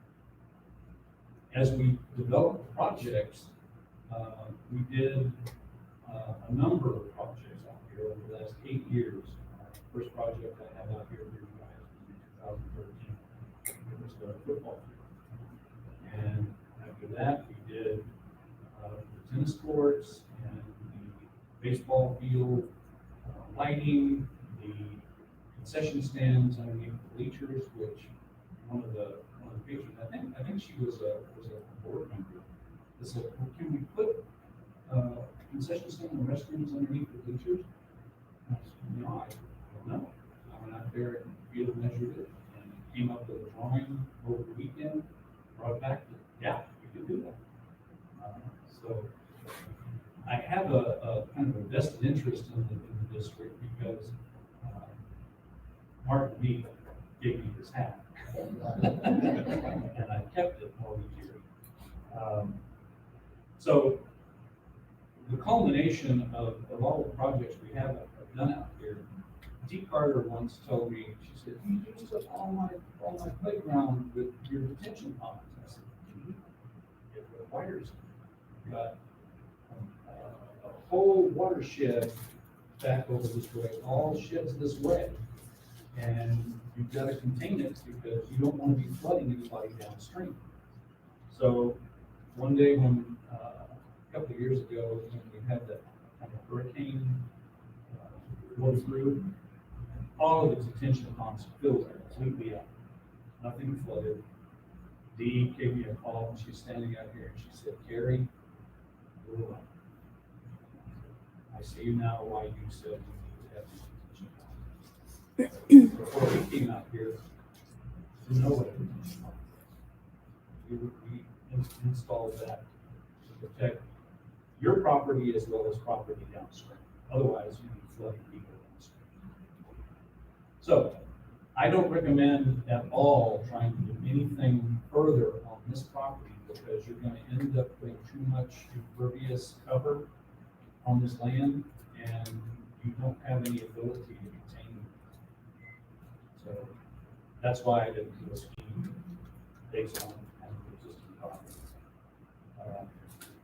Wendy sent me a little 8.5 by 11 kind of site plan of property while we're looking at. This is the property that's down the street here. John's going to pass out a smaller copy of this. So this is the 16 acres plus 25. And when I was looking at how the area might be determined or developed, I determined that the additional land needed to be lengthwise, not just a little 25 to 8 foot corner in order to get the width. So what basic development is, you create the academic area and the athletic area off to the side. So in the back, you have parking for the football field. And since this is inside city limits, they have parking requirements. The city parking requirement for a stadium of 5,000 is 1,667 cars. So that's the largest chunk of parking requirement the city's going to make you have. So you don't have to do it all in that area. You can, because it's all going to be on one property. There's a total of 2,300 cars shown here on this plan. Some of that we're going to lose in handicap spots and aisles and things of that nature. So if we get into a more detailed version of this, this is how much parking will work for the facility. So the concept was do a field house on the north and the concession stand on the south, with the tennis courts and the ball fields located in that area, so the concession stand would be on a service road as well as be able to service the ball fields, the football field, and the tennis courts on the north. You have a field house out here for football players. You can create an area up in front here. I call this Navarro Boulevard. It'd be kind of a multi-lane street that would allow for turning, drive-through and turning areas, so that you can back traffic. And buses for the visiting teams could pull in at 45, come into the field house, utilize one of the two locker rooms that would be there. And then if you're there for that facility, if you pull in here, you're there for the competition gym, that would be in that location. So the competition gym has parking associated with it. The ball fields have parking there. Your visitor side, 1,500 seats on this side, 3,500 seats on the home side, for a total of 5,000. Then adjacent to the competition gym, you have locker rooms, showers and things for PE. You could also do, wanted to, have a practice gym for PE, as well as having access directly to the competition gym. That is all inside circulation, so that you could maintain some sense of security of people just coming in and going in. It's all interior circulation. I broke this out into 2 wings for the total number of regular classrooms that you wanted, plus the 8, there's 4 science classrooms, 4 computer labs, 4 science classrooms, 4 computer labs in each wing. So the wings are basically identical. They may have slightly different functions in them, but as far as physical space, it's identical. Then you have the cafeteria and kitchen that is also on a service drive, so you have access for service to the kitchen. Plus that service drive also acts as service to the CTE wing, which would be right here. That would be your computer repair labs, your nursing lab, your welding, and the other functions that you want to have in the CTE. That would be in that location. Also adjacent to that is band hall and choir, which is also adjacent to the performing arts auditorium. So they have easy direct access to the auditorium. They have access to come out here for the band to do practice marching on a paved area just outside their location. That red rectangle would be the secure entry, much like what we have here, the intermediate school. Administration on one side, the performing arts facility on the other side, and library located in that direction. So you have a multiple arrangement of how you could have buses deliver students to the building. You could have buses come in through this back drive, pull up along here, unload along the covered walk here. You could have them come in and unload along the covered walk over here. It's just depending on how you want to have your function happen. So there's different abilities there. You can see all of these blue areas are proposed detention ponds, in the sense that most of the drainage is all coming across this direction. And in the state of Texas, there's a law that you cannot impede or add to the amount of water going across your property into another property. So these detention ponds would be letting water out at a slower rate of a non-developed rate. So it was going across natural terrain. So as you move down this direction, you're going to have a the same kind of thing that you would need to do to protect the property over here, as well as the property on top. Any questions about it?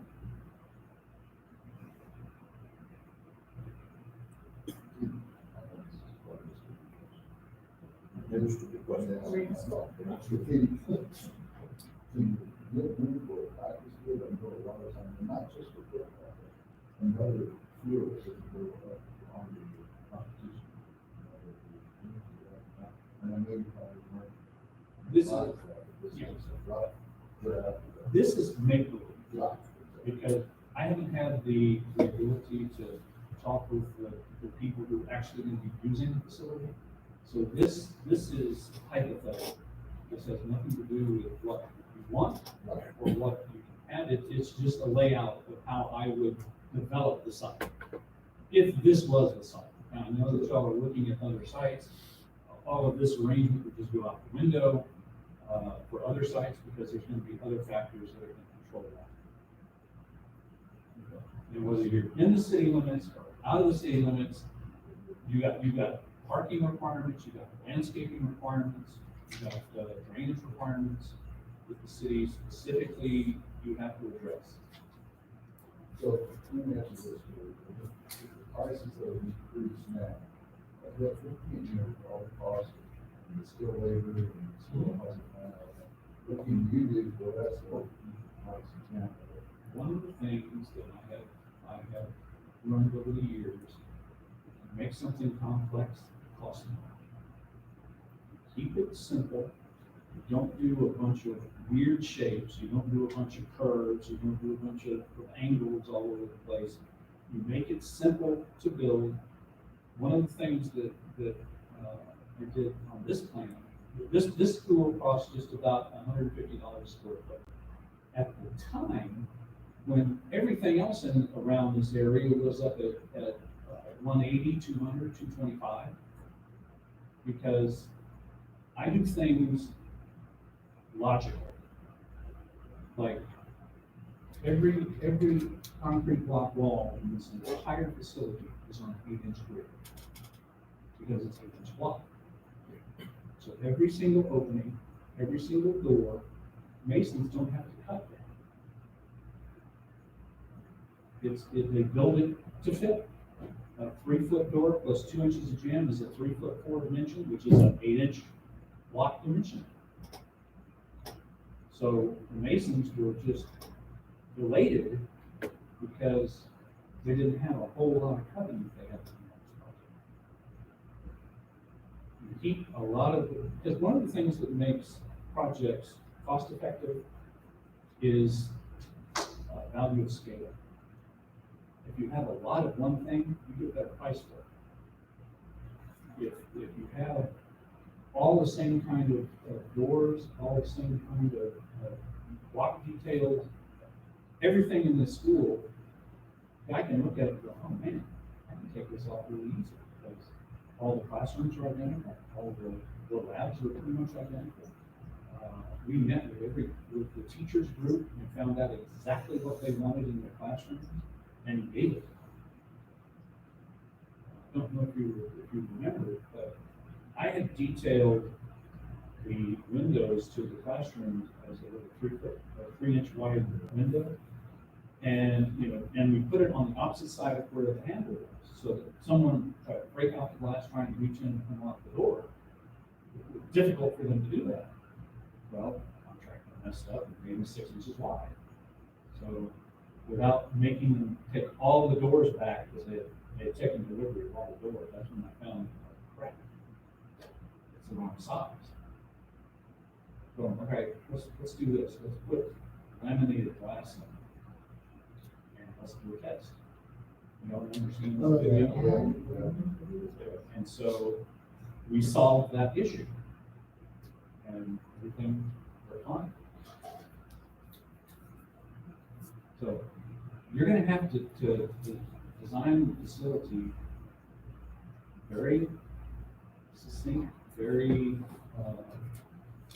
utilizing typical details, utilizing simple logical construction.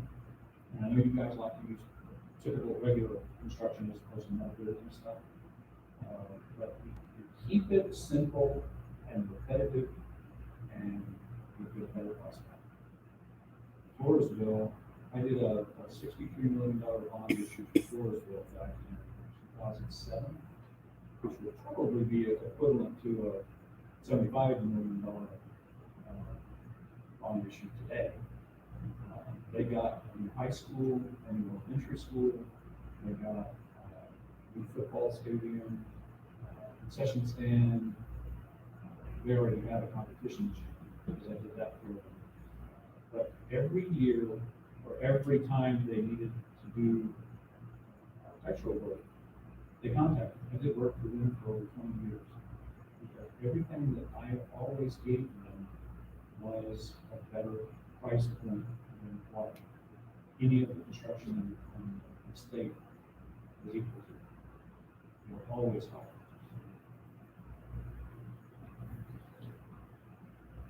You seen this being a two-story building? No. One story. And the reason why, it costs more to build a second story, stairs and elevators than it does to build a single story. We did an analysis of that one time. We added up the cost of the stairs, the square footage of the stairs, the cost of the stairs, the elevator cost, and threw all that thing in there. It costs more to build a floor structure than it does to build a roof. So, no. What about either? Because you guys are a small district, you don't want or don't like to have chillers. So we would do basically the same thing we did here, is have package rooftop units to share between classrooms. And we would do exactly, like Dee, when she took me on. Those are big, and it looks great when you drive up here. Yeah. She took me on a tour of a school over here in Seguin, that you were looking down on top of the roof and you saw everything. She said, I don't want that. So you're not gonna see it. She said, how do you know I'm gonna see it? Well, I have a connection with a gentleman who used to work for me, that he did that rendering that you had on that board out there, that sign. And he got his vantage point out there on the road, looking back, and he had the units sitting on top of the roof. And I said, see, you can't see them. You can see them way off. You go, 1, 2, 3 down here, close to where the property is that you are looking at. You can slightly see some rooftop units. Yeah, she was amazed that we put it in. On those. And then too, it also helps with fall protection. So, guys working around, you don't fall off of it. Very good. We're looking at time frame wise, just an estimate of the non-annual construction. Say, Well, similar. I would say, well, first off, we've got to get bond passed. That bond is signed. So once you have the bond election, then we can really kick off and get into the nitty gritty of the requirements, and spend time to find out exactly how the teachers want their classroom. That's the other thing that I did, is every one of these classrooms has windows. The teachers are big on windows. And yeah, that was like, we ended up with not really need to do that one. Yeah. So the labs, which not necessarily computer labs, they don't need windows to get outside. All the lab stuff is in the core. All the classrooms are in the core.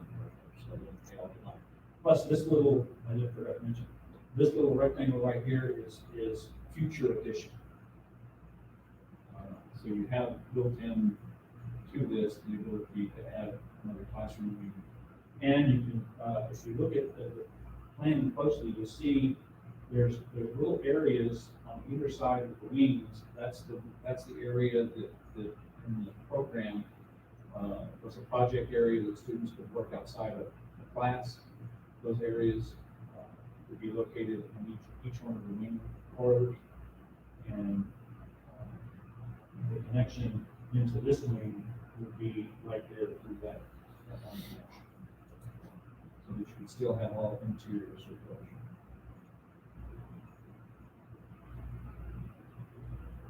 Well, basically, it's a good schematic.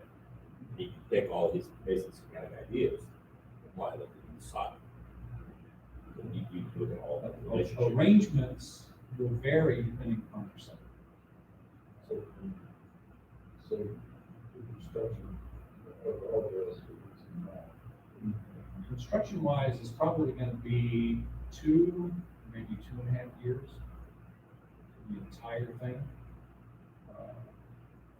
Because like what they did on this building is they started on that back wing back there with the kitchen.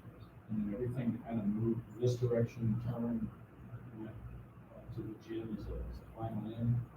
So you've got roughly 300,000 square feet to build. This was 97,000 square feet. It's a year and a half. Now, when I was designing this, I met with the teachers before you guys went on spring break. When they got back from spring break, I had their typical classrooms all designed out, the interior elevations of what the inside of that was, so that they could look at that and approve it before I kept going. I just get to the point where I'm like a dog with a bone. I just start working on it because I'm self-employed. I work till 11, 12 hours a day. I don't care. It's just my time. I'm not having to pay some junior shooters who I'm gonna have to stop and look at what they did, give it back to them, look at it again, give it back to them, and it just loses time. And between John and I, we've got 82 years of architectural experience between us. We graduated at the same time, the same. Get rid of it. Yeah.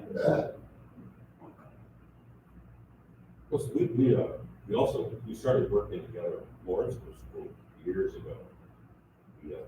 I think it was like 35 years ago, 30, 35. Yeah. Somewhere back there. Anybody else? Any questions? So Jerry, if you were to do anything different with this building, you think anything you would do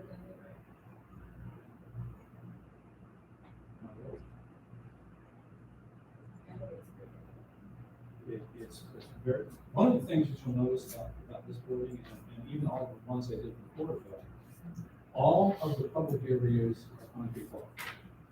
Very good. The only place we put in drywall partitions were between classrooms where they don't get the abuse. So it's, I think, remember when the guy came through here and he said if you wanted to build this building again, what did he say? It was this building was built for about 15 million. I think he said it would be 24 million now. I remember correctly.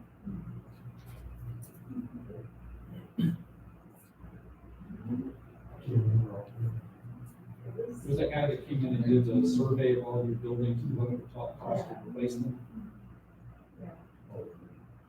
And so he said, yeah, your building would be 24 million, I think, but you got it for 15. So what are you talking about doing community requirements for lines, so that maybe we have most of the design figured out? Well, that depends.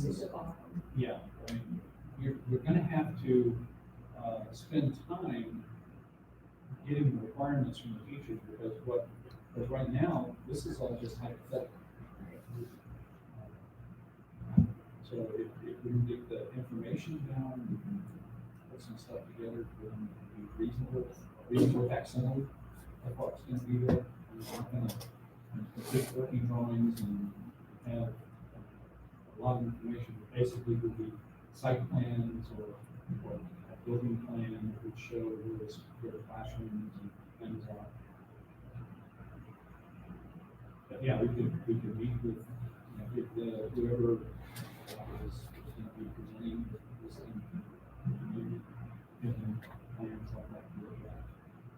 When we did this building, it was kind of a four-wing cross arrangement that, without talking to the teachers and principal, once we talked with them, it changed direction and this layout came. It's almost like what the teachers are actually the ones who design the building, and I'm just facilitated and put together. It's a collaborative. And as you can tell, I like John. We have got to know each other. So we work with them. Also too, I have a big background in neighborhood involved. I was a neighborhood president before I came here. I was there. And, I found out Terry is not as extrovert as I am, but I'm very extrovert. I work real good with people. Like for example, he said, "This is a stupid question." No, it's not. It's a good question. And so what I'm very good at listening to people, and if I'm in a group meeting, I listen to everybody and make sure I answer their question. And when the meeting's over, they feel like, oh, yeah, I didn't really give you a good question, but at least you answered. And so that's what I'm very good. I'm very good at neighborhood involvement. I do a lot of work with churches because I'm very good with the church meetings, which I didn't know that when I first started doing church work, but I really love the building community. And I like working. And so that's a good, compliment. Yeah. And I was really enjoyed the 8 years that I worked with you guys. I think I put down on the questionnaire thing, the person who could tell you the best about what value I bring is Dee Carter. He gave her a call. She could tell you exactly how I perform. And one thing that she could do, she could always get hold of me. She would get so pissed off because she couldn't get a hold of the tech guys, or she couldn't get a hold of this person and that person. And I'd always answered it. No matter what I was doing, where I was, I either answered it or got back to her immediately. I would make myself All right, well, we appreciate you coming in today. okay. We're gonna go around. You want to keep this? Yes. I'll be $3,000.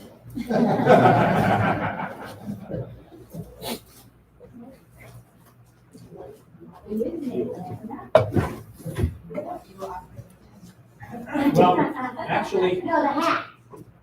this is like the last one I have. Oh, man. Yeah. So, yeah, so clarity.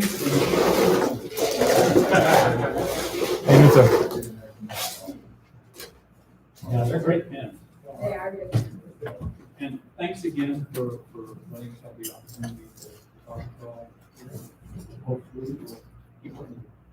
Okay. See y'all. Okay.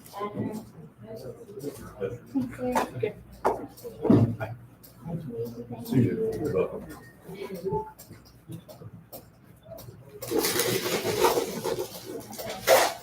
We keep forgetting you're back there in the corner.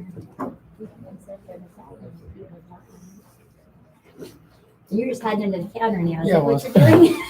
Just woke up. Had the safety guard on the plug and I couldn't figure it out. Okay. All right. Anybody need a drink? Snack? No? Okay. That was. Usually you get like the little plastic cover. That one's got like the little slide thing where you hold it back, plug it in. Because the Lego it covers it. Yeah. Not bad, not bad at all.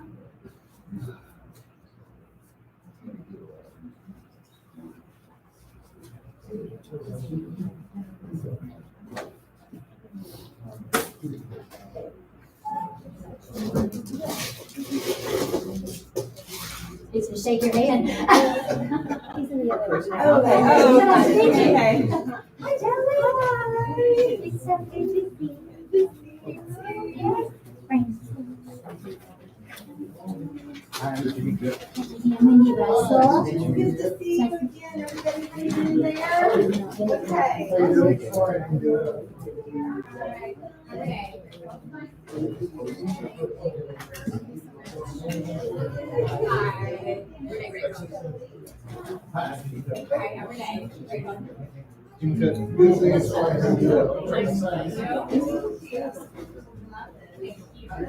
Your hands are full. I'll give you a hug. Okay, hello. Thank you. All right, y'all. I'm so Would you sorry. put you at your time? Oh, yeah.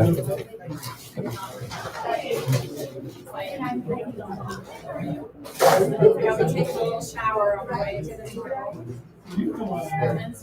It is, but there's a little punch here.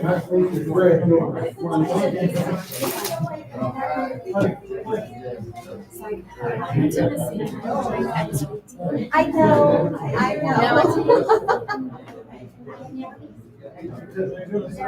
I'm sorry to get in your way.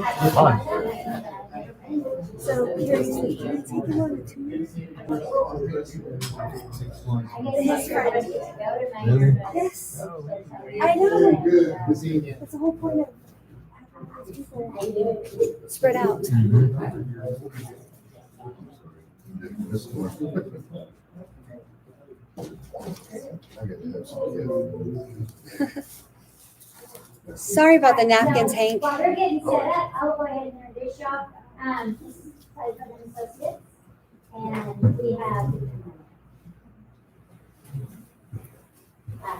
Francis.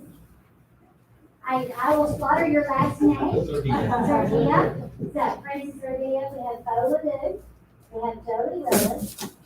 And we have Marlon Thomas, and then we have Jimmy Cook with us.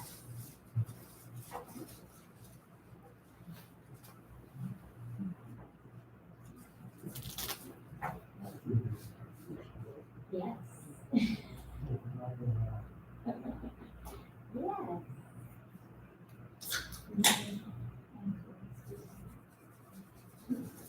Yes.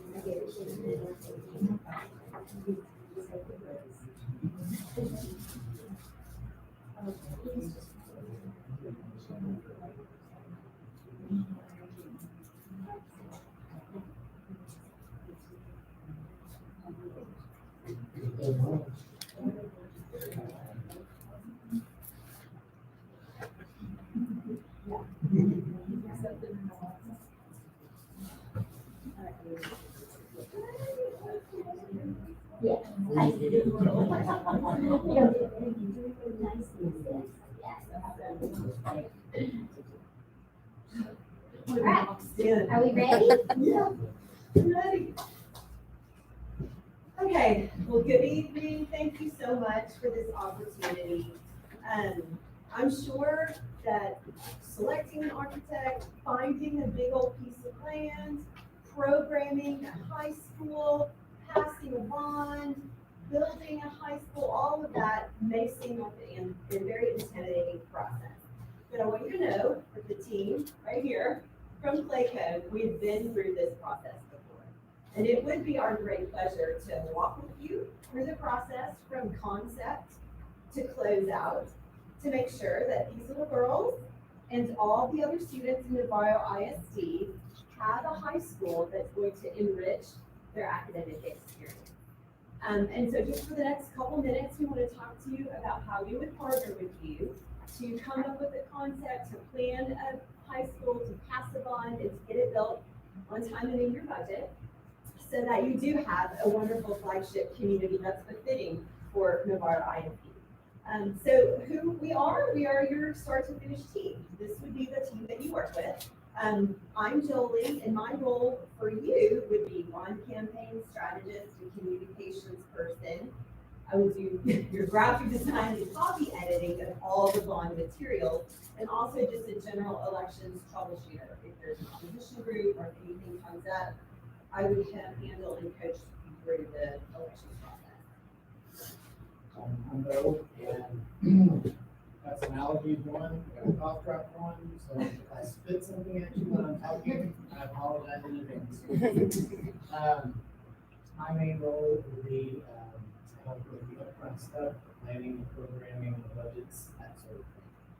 I'll be involved in the whole process, but that will be my primary role in the project, if we're fortunate enough to be so. You know, Francis, I'm really the nuts and bolts and gears that keeps the project moving forward. Okay, I'm Jimmy, and I would be your on-site person, overseeing construction. And I've got over 100 years of commercial construction, construction under my belt, and I've also built schools for 10 years, and 2 of them with Lakewood Associates, so I'm familiar with the process. I'll be on site every day. I'm Marlon Thomas, former trustee, 6.5 years. I've been through 3+ bond issues, 2 as a board trustee, board president, and then 1 as a committee member. And I have a very intimate experience with this team. As I sat on that side and where you guys sit now. My role would be to support you and help you understand this process. I remember going through my very first bond issue before it was 1/24, 29. It just been overwhelming, confused, a lot of questions. Asked myself, what am I on the hook for as a trustee? And the answer is all of it.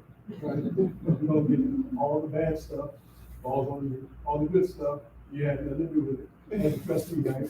So I'll be here to share with you guys my experiences because I don't want other trustees to make some mistakes that I've seen happen in other districts.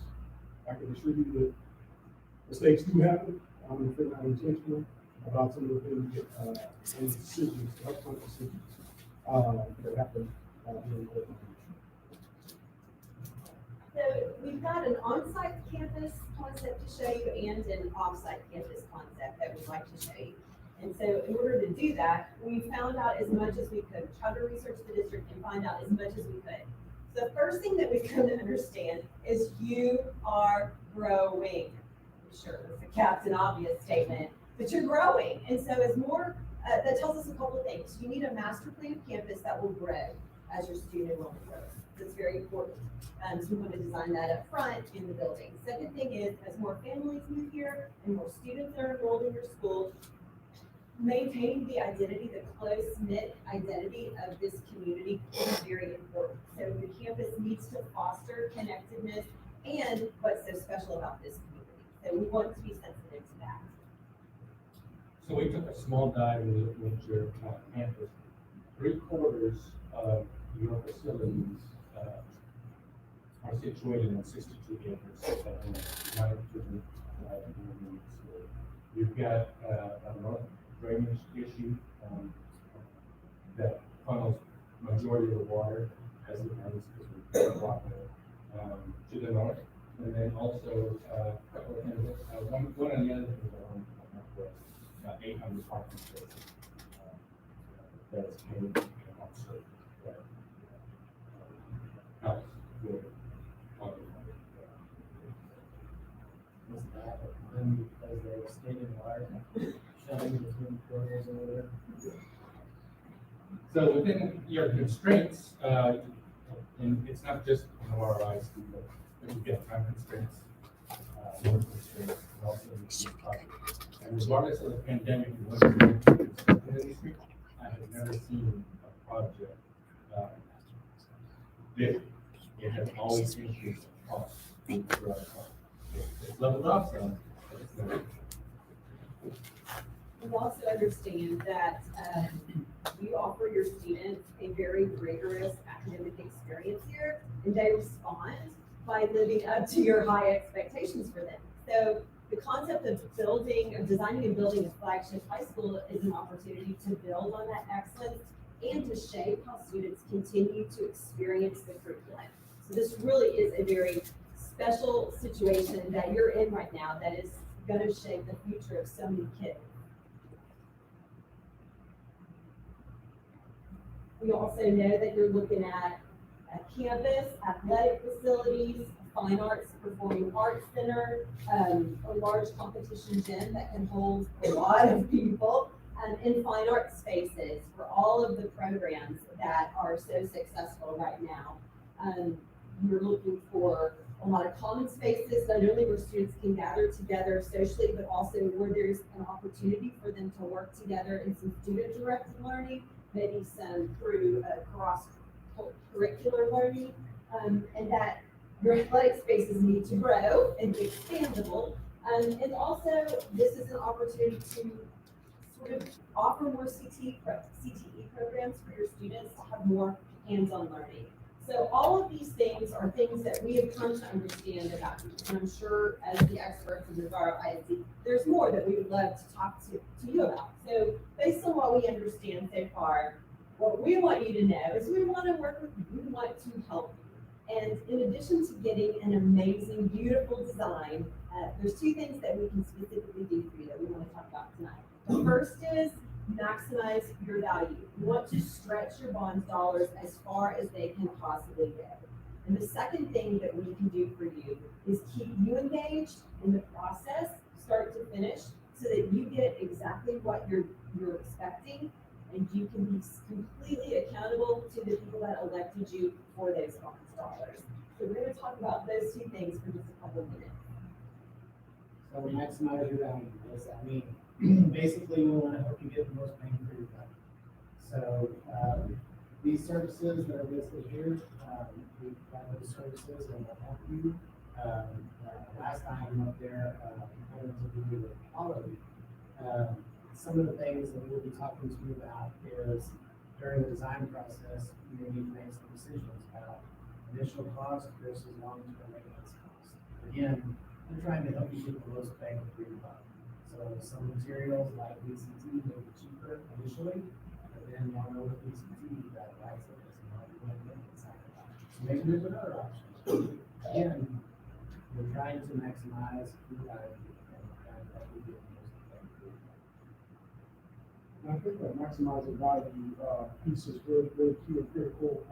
Like I said, I can remember some of the situations that this team helped us with while I was at AMC. Value engineering is a real thing, but you don't want to cut out what's important to you in your academic experience, right? A couple instances, or I'll just call them what they are, mistakes that we made as a board of trustees when we went through our last bond issue. We built two very distinct mistakes, and I'll tell you that it wasn't this team that made those mistakes. Were they the team that came in before us, or maybe after us? I'm not here to say that, right? But I will tell you this wasn't this team. So we have a award-winning middle school, New Tech Middle School, project-based learning, world-renowned for its education. The building won the Caldwell Award, architectural excellence, I think that's what it's called. Beautiful school, based on Google and Microsoft. I don't ever remember as a trustee saying you should have no wall inside. So you walk in that thing, it's beautiful, all these colors, but you can see top to bottom, first floor all the way to the third. The staff is still trying to figure out how to educate the building. My son was the first sixth grade class that went in there, and it's just noise everywhere. I said all that to say that you need input, you need understanding, you need exposure to what value your clean area looks like, because you will have to find savings in places. But if you build a building that the architect thinks is going to be beautiful, and they're going to get a plaque to sit on their table and enhance their experience, or they're going to just need the budget and cut out what's important to you as a board of trustees and to your community, and even more important than that, your staff. Because teaching a class, 3 classes in this, or probably 4 classes in that one location of middle schoolers, that's something hard to pull off. So there was no, I don't ever remember raising my hand to say, yeah, build that school with no walls, right? But we weren't asked, we weren't given that opportunity. So you're selecting more than an architect, you're selecting a partner, someone that's gonna help you understand and meet the needs of not only your staff, but your community and your kids as well. Second brief example, by the time, I want to go very last time. Again, not this architectural thing. Another, you head down I-35, about 50-something miles, exit 290 east, for probably another 16, 17 miles, take a left on 973, you'll run into this beautiful senior high. Big pillars, look like they're in Italy or something, this big swooping overhang, beautiful facility. Again, don't ever remember that being offered as an alternate, probably about $400,000. What could you do with $400,000 in cost in other areas? I bet you got a couple teachers that can tell you. I bet you got a facilities guy that can tell you. I bet you got a superintendent that can tell you. If not, they're gonna tell you as trustees what you could have given that money. It's beautiful, but doesn't meet the needs of your academic experience. But those are the things that you should consider as board of trustees. Be very intentional about your involvement. You see your legacy. You get to see. I mean, you walk that door, my name's on the door. As board president, they're probably like, "Hey, you." Beautiful. Nice pictures, seeing the pictures, a lot of pictures out there.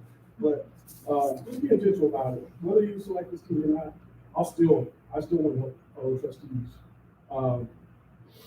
sidestep any issues like that and make sure you hold people accountable. This team is really, really great at going out and partnering with board of trustees, community, the staff to ensure that we do this. Thank you, Marlon.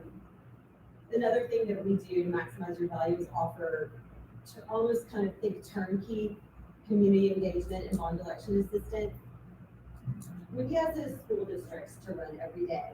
Communications department has responsibility to keep all the stakeholders engaged. So what I want to do is provide your district with the digital materials, news releases, bond messages, elevator speech, bond strategy, everything that she would need to get your stakeholders educated about the bond.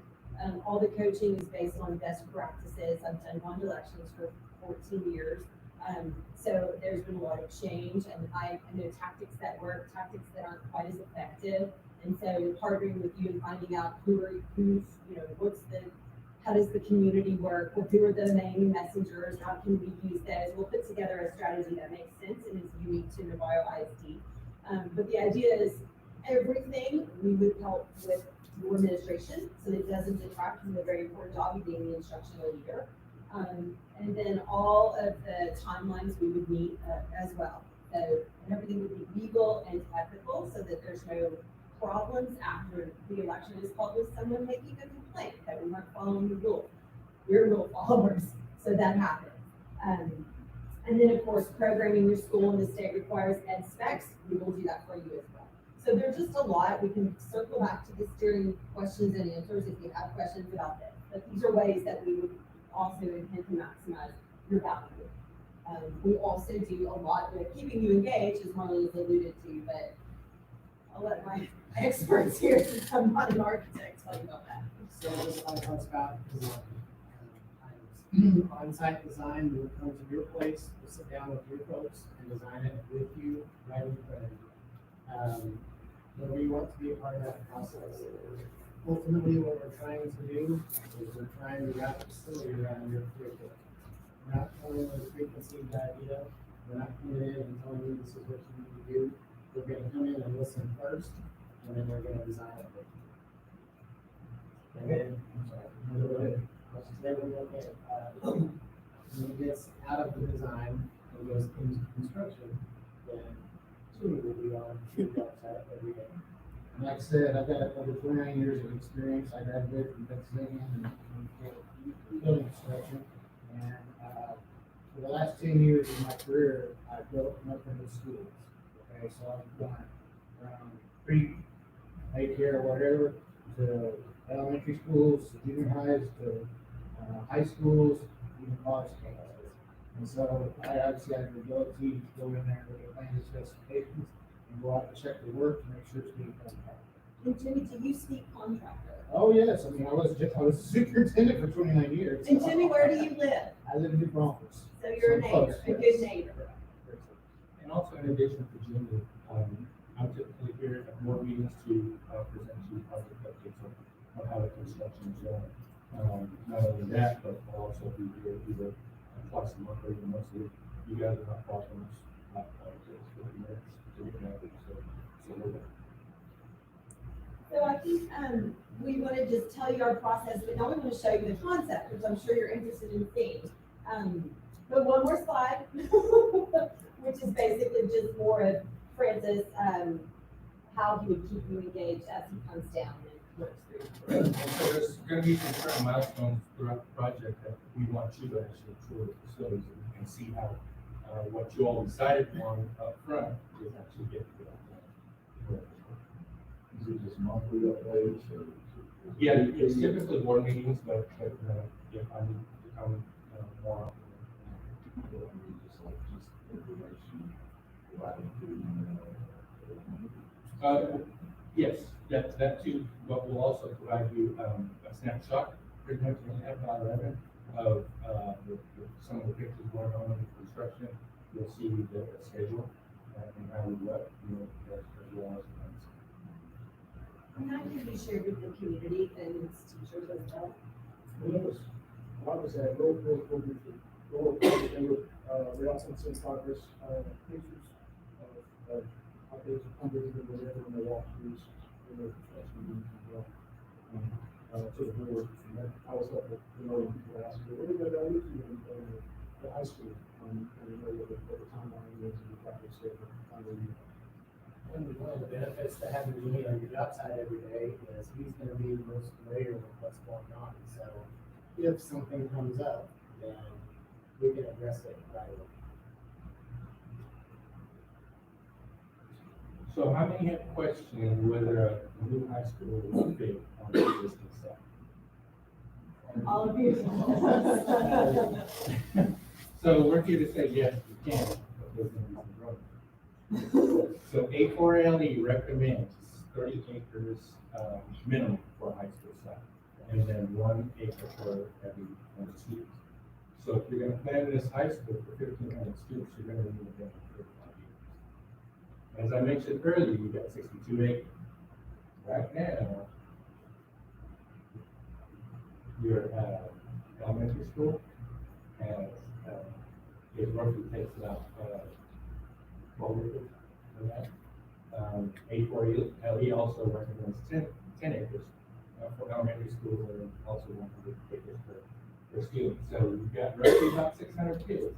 So that's 9 acres plus 16, that's 45, that's 61, 62 acres.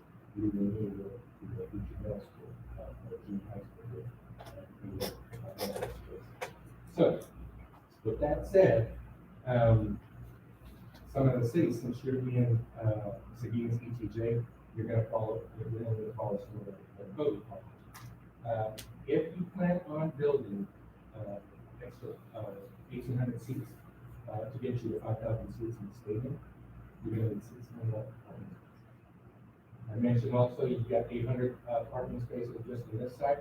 You've got another 226 on the elementary, which gets you to where you need to be for 3,200 seat capacity stadium. So then, if you decide to go to 5,000, then that's great. What are you gonna do? Probably.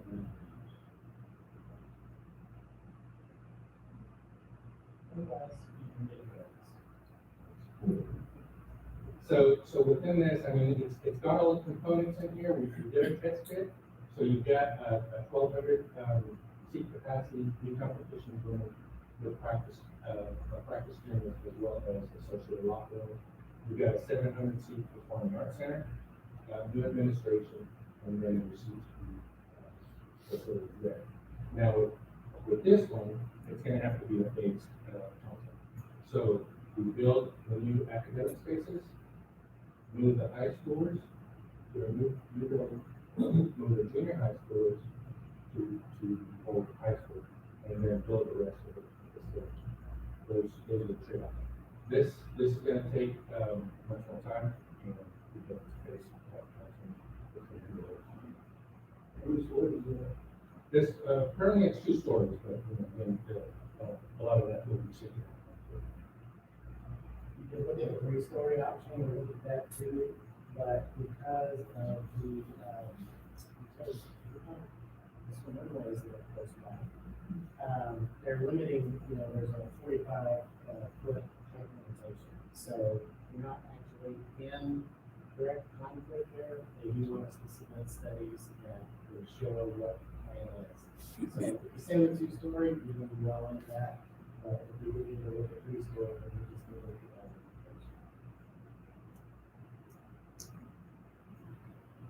limitation. So the other option that we look at, through high school, offsite option and offsite option, for one of the pieces of property that you guys need to consider. You can see that it fits pretty well here. These are all the same components that Francis just talked about, with a different arrangement, assembly, it is CTE. Practice field here, and then the athletic complex with all those same numbers that Francis just mentioned. Now, the parking, how that lays out, that works out. Right now, what we're showing, with all of the parking spaces, you're still a little bit short of the number that would be required. So that would still be some work that would need to be done in this concept. However, we do still have some additional property to work with, so if you're not able to get the variance, you could actually put parking there. It's just, it's a lot of parking. And, let's see. Pretty much. That's pretty much the, new side layout. But what you're looking at is the concession restrooms, baseball, softball, the concession restrooms, and the. But everything that we're going to do and that.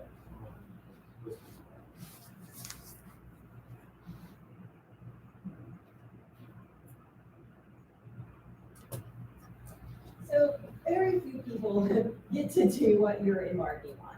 They get to build a flagship high school, leave a mark on your community, and leave a legacy that's going to impact thousands of kids.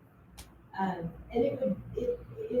it would be our great pleasure to partner with you in this endeavor, from beginning to the end, to make sure that you get a campus that's unique to Navarro ISD, that is befitting and meets your community expectations, and that has spaces that are really useful, that your teachers were a part of designing, and that they're helping shape how learning goes. And all of this so that those kids can continue to be academic superstars. We only design schools, that's all we do. So it's our passion. I'm a former teacher. I want to work for an architect that supports teaching and learning. That was very important to me. So I came out of school communications and came straight to an architecture firm. And it's just what we do. And so we would love to partner with you and make all of this happen. And when you select Clayco, you do get that and so much more. So we ask that you consider hiring us. Let us make your facility a reality and let us get to work for you.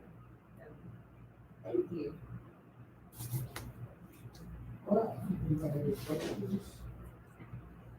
your diagram, the one off-campus diagram, I don't see any district on it. I don't know if y'all know it, but we have a grading problem here.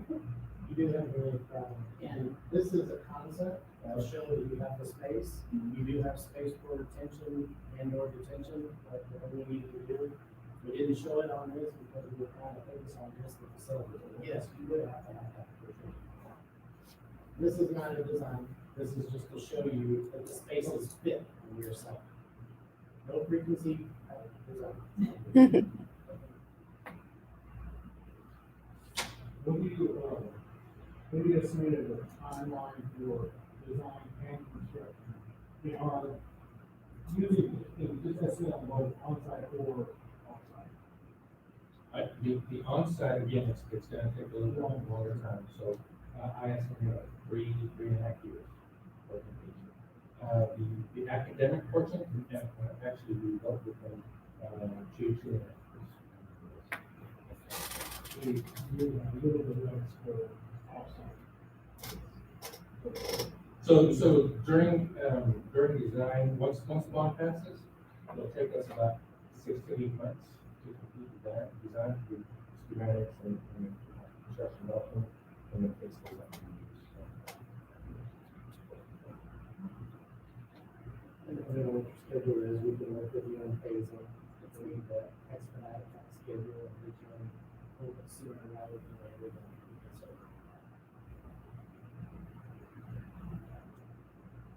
What's the closest, school that you guys have been involved with, to Rivera?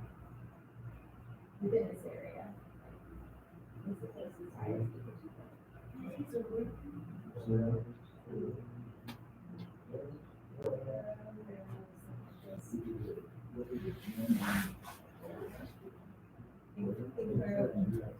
In their elementary schools, we did, I think we touched everything.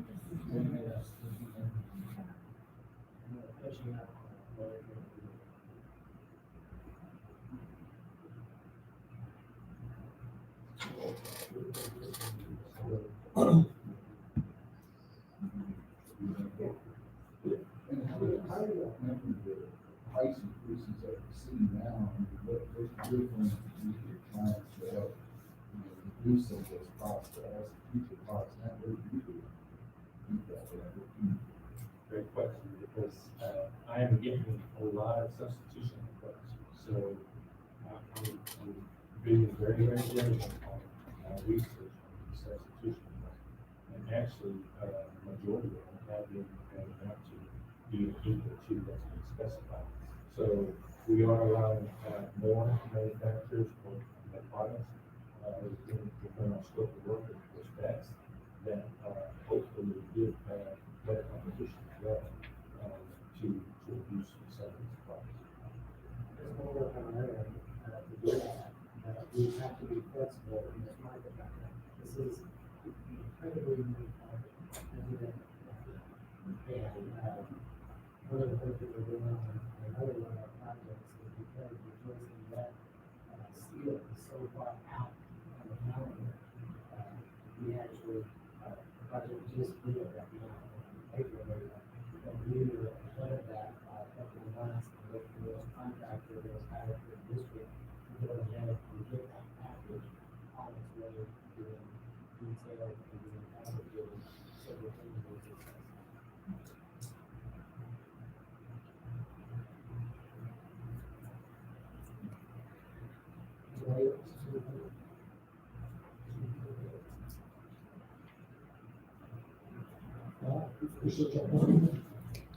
Actually, I was premature with that. I need it one more time. Just let them know. Sorry.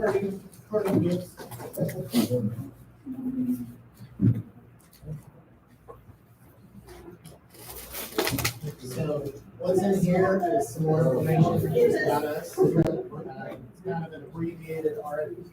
It's got pictures, it's got, more I think the information track about is on the us. front of the desk because there was not enough space.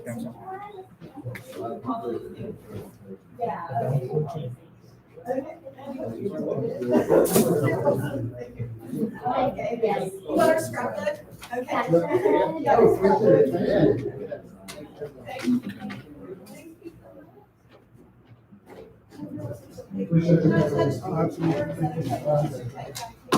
Yeah, go ahead. It's fine.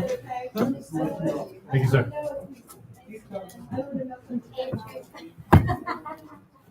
See, it pays to stay late.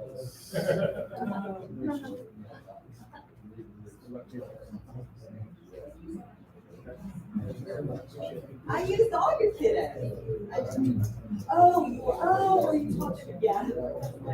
Oh, that's funny. That's funny.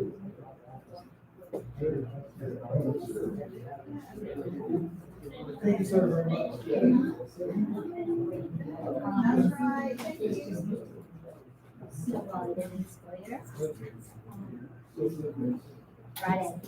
Friday, Mary and they played on the baseball field. So we play baseball on Friday and then come to graduation. So, yeah.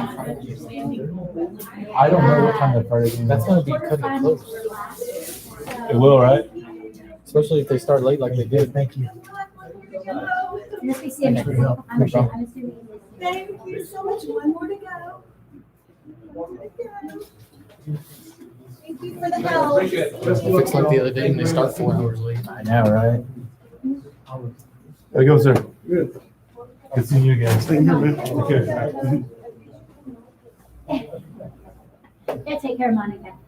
Thanks, Marlon.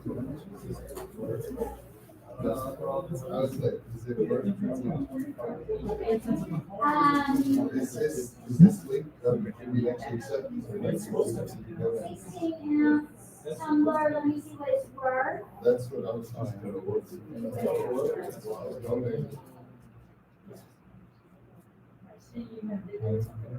Wendy, what's the Mr. Swan? Is it today? Is our band?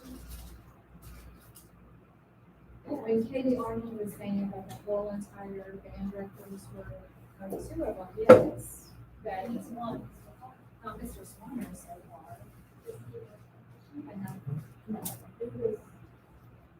These are rubbery, or that was before contracts. Ms. Russell. We have three. I thought it was the older guy. She's saying all three of them.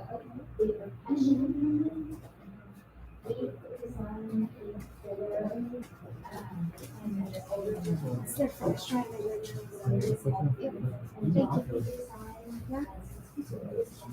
Okay. And did you give him the, you're gonna do the PowerPoint on Hi, I'm sorry. I'm sorry. Hi, how are you? All right. Nice to meet you. Nice to meet you. I've talked To see you in Yes. person. Yes, Hi. yes. Great, great. Thank you. Joe. Great to meet you. Y'all come on, we're gonna have you correct.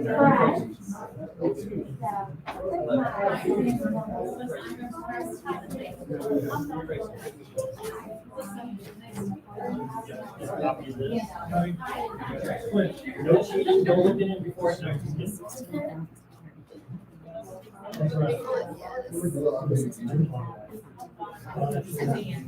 Yes, ma'am.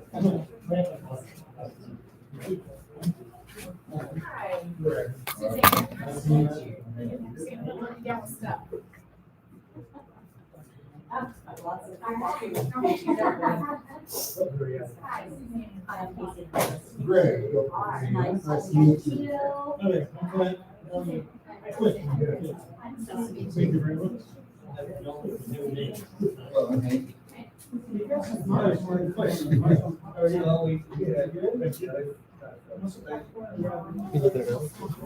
Huh? We have to. It's over Well, it's 25. got all flavors in here, but, anybody want any popcorn? Actually, we got caramel and chocolate. It's called a zebra, but you can take the stuff. Here it is, caramel. So maybe got the learning They got extra butter. Extra butter, oh my gosh.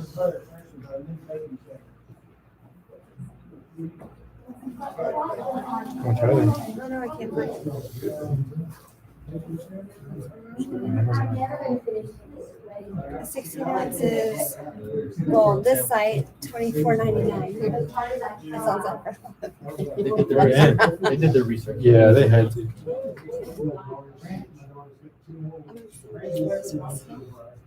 It's all gonna be good. We're gonna do this. So it has to be. We can replace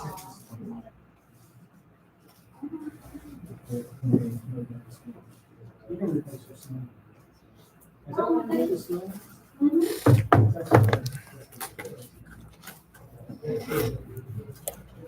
Okay, so as I said, we got in popcorn. This, I'm sorry. And we have Darren. We have Casey, and I'm going to probably your last name also. Nancio. She's director of San Antonio, principal of San Antonio. Conrad Judd, he's chief design officer. Suzanne Martin. Director of Product Communication, and Joseph Martino. Sorry, Joseph. All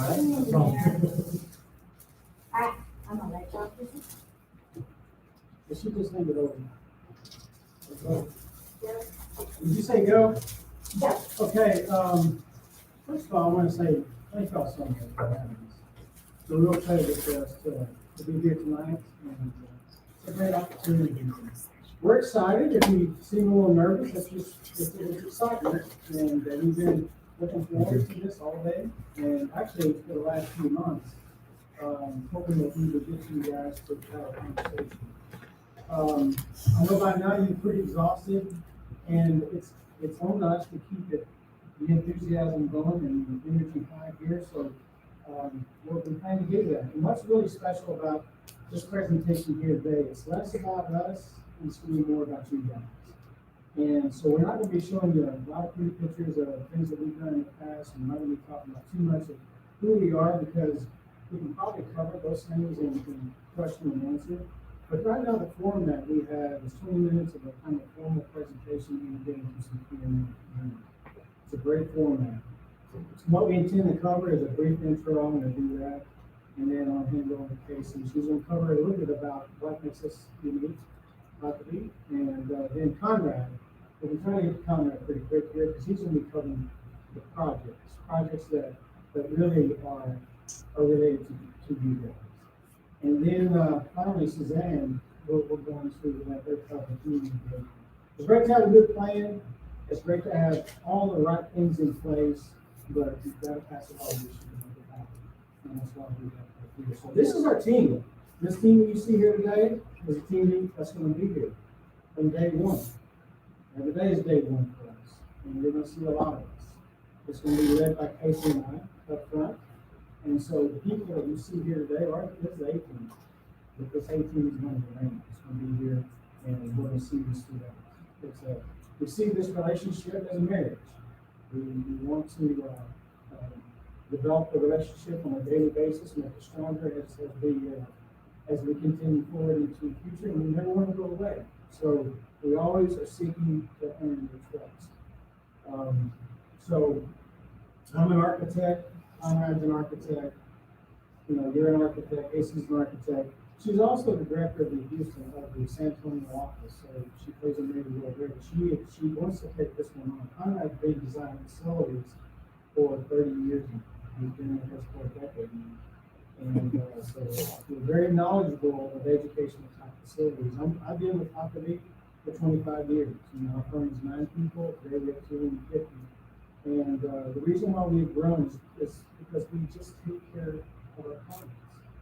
And you know, when we're all into just educational facilities. That is really what makes us unique above around our competitors, is that all we do is educational facilities. It's public educational facilities. We refuse to do charter. So it's the public educational facilities that we target, because we really believe that's what matters today.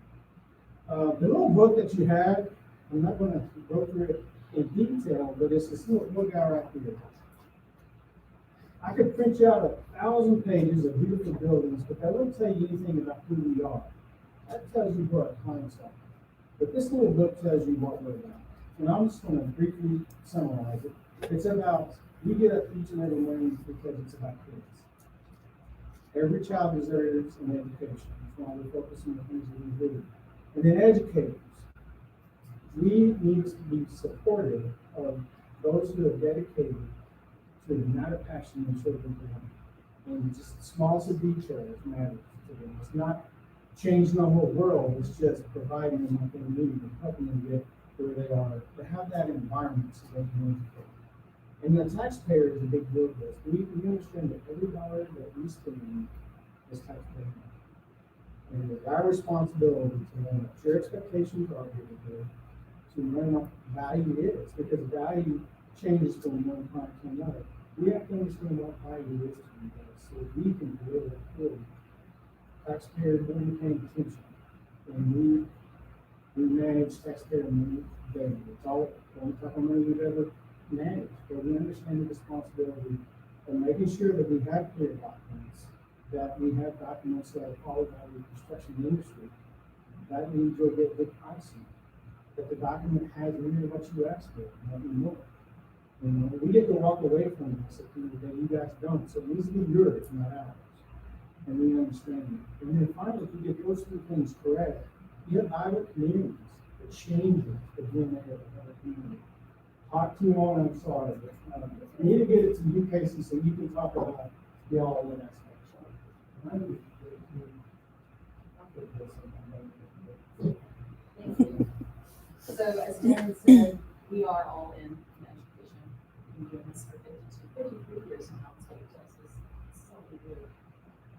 We get up every morning and think about how we can do better every time we work with communities to come up with schools that serve the community. These are your kids. Everyone in this room can work for these kids. We want to work for these kids. But this is why we do what we do, but we also understand that schools create a sense of community. And so this is just a picture of the front entry at West. What I love about this picture is it really does show a welcoming entry. It kind of embraces the community, and it says, welcome to our school. So we have designed schools all over the state of Texas, like I said. However, if you were to look at our work in that book that we passed out, none of them look the same. And that's because we don't come in with a preconceived notion of what our school needs to look like. We don't try to push an aesthetic or something that we're really good at. We come in and we listen and we sit down and we understand that this school is the center of the community, needs to echo the identity of your community as you tell it to us.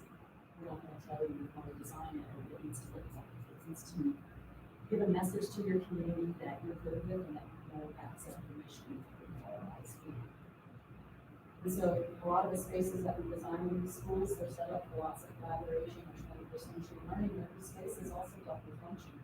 They can be open and welcome to the community for after school type of programming, for adult education, seniors, special programs that are running in the community, a place to come, because this is the heart of the community that we are. And then also in the spaces, we know that kids learn differently today. A lot of schools that have been done in the past aren't really set up well for that. The kids are learning through collaboration. And we're teaching kids the way that we know it's the best way to work. That is, if you have a problem, you should be working with the answer, the solution. The best way to do this with others in collaboration. We also have libraries and different spaces that become very critical to how the school functions and how kids move forward. And these spaces also become some schools have a really large social area that becomes the heart of the campus and the heart of the community in that school. And it also allows a lot of cross-pollination of spaces, a lot of dynamic, a lot of movement, a lot of ability for people to experience different things in the space, and also to bring together the entire school for these kinds of functions.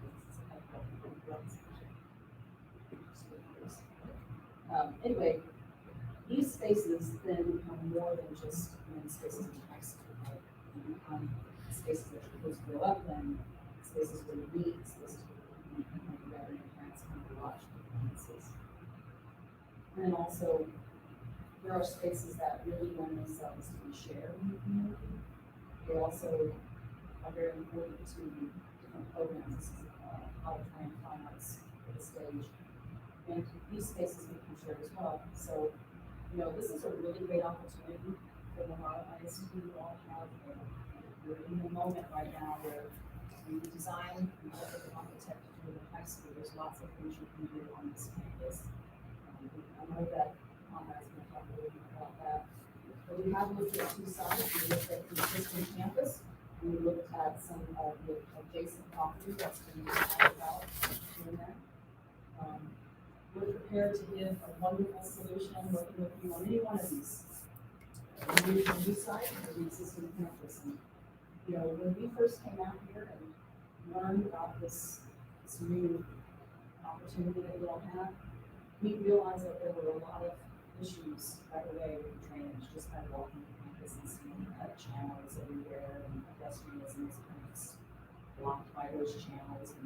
But we also saw a lot of opportunity So we'll get to Joe, and Joe will have a lot to share too, but, I called Joe up and he came right out and wanted this campus with me to look at it. He's a civil engineer. And, he walked around and took a lot of notes and, we'll come up with something that I think is efficient, really excited. But then also possibilities, and I'm gonna turn it over to Matt. So y'all know your site well, it's your home, so I don't need to go over existing, but it's where we started. It's important to start, what do you have, what are the possibilities of what you have, how do you truly leverage?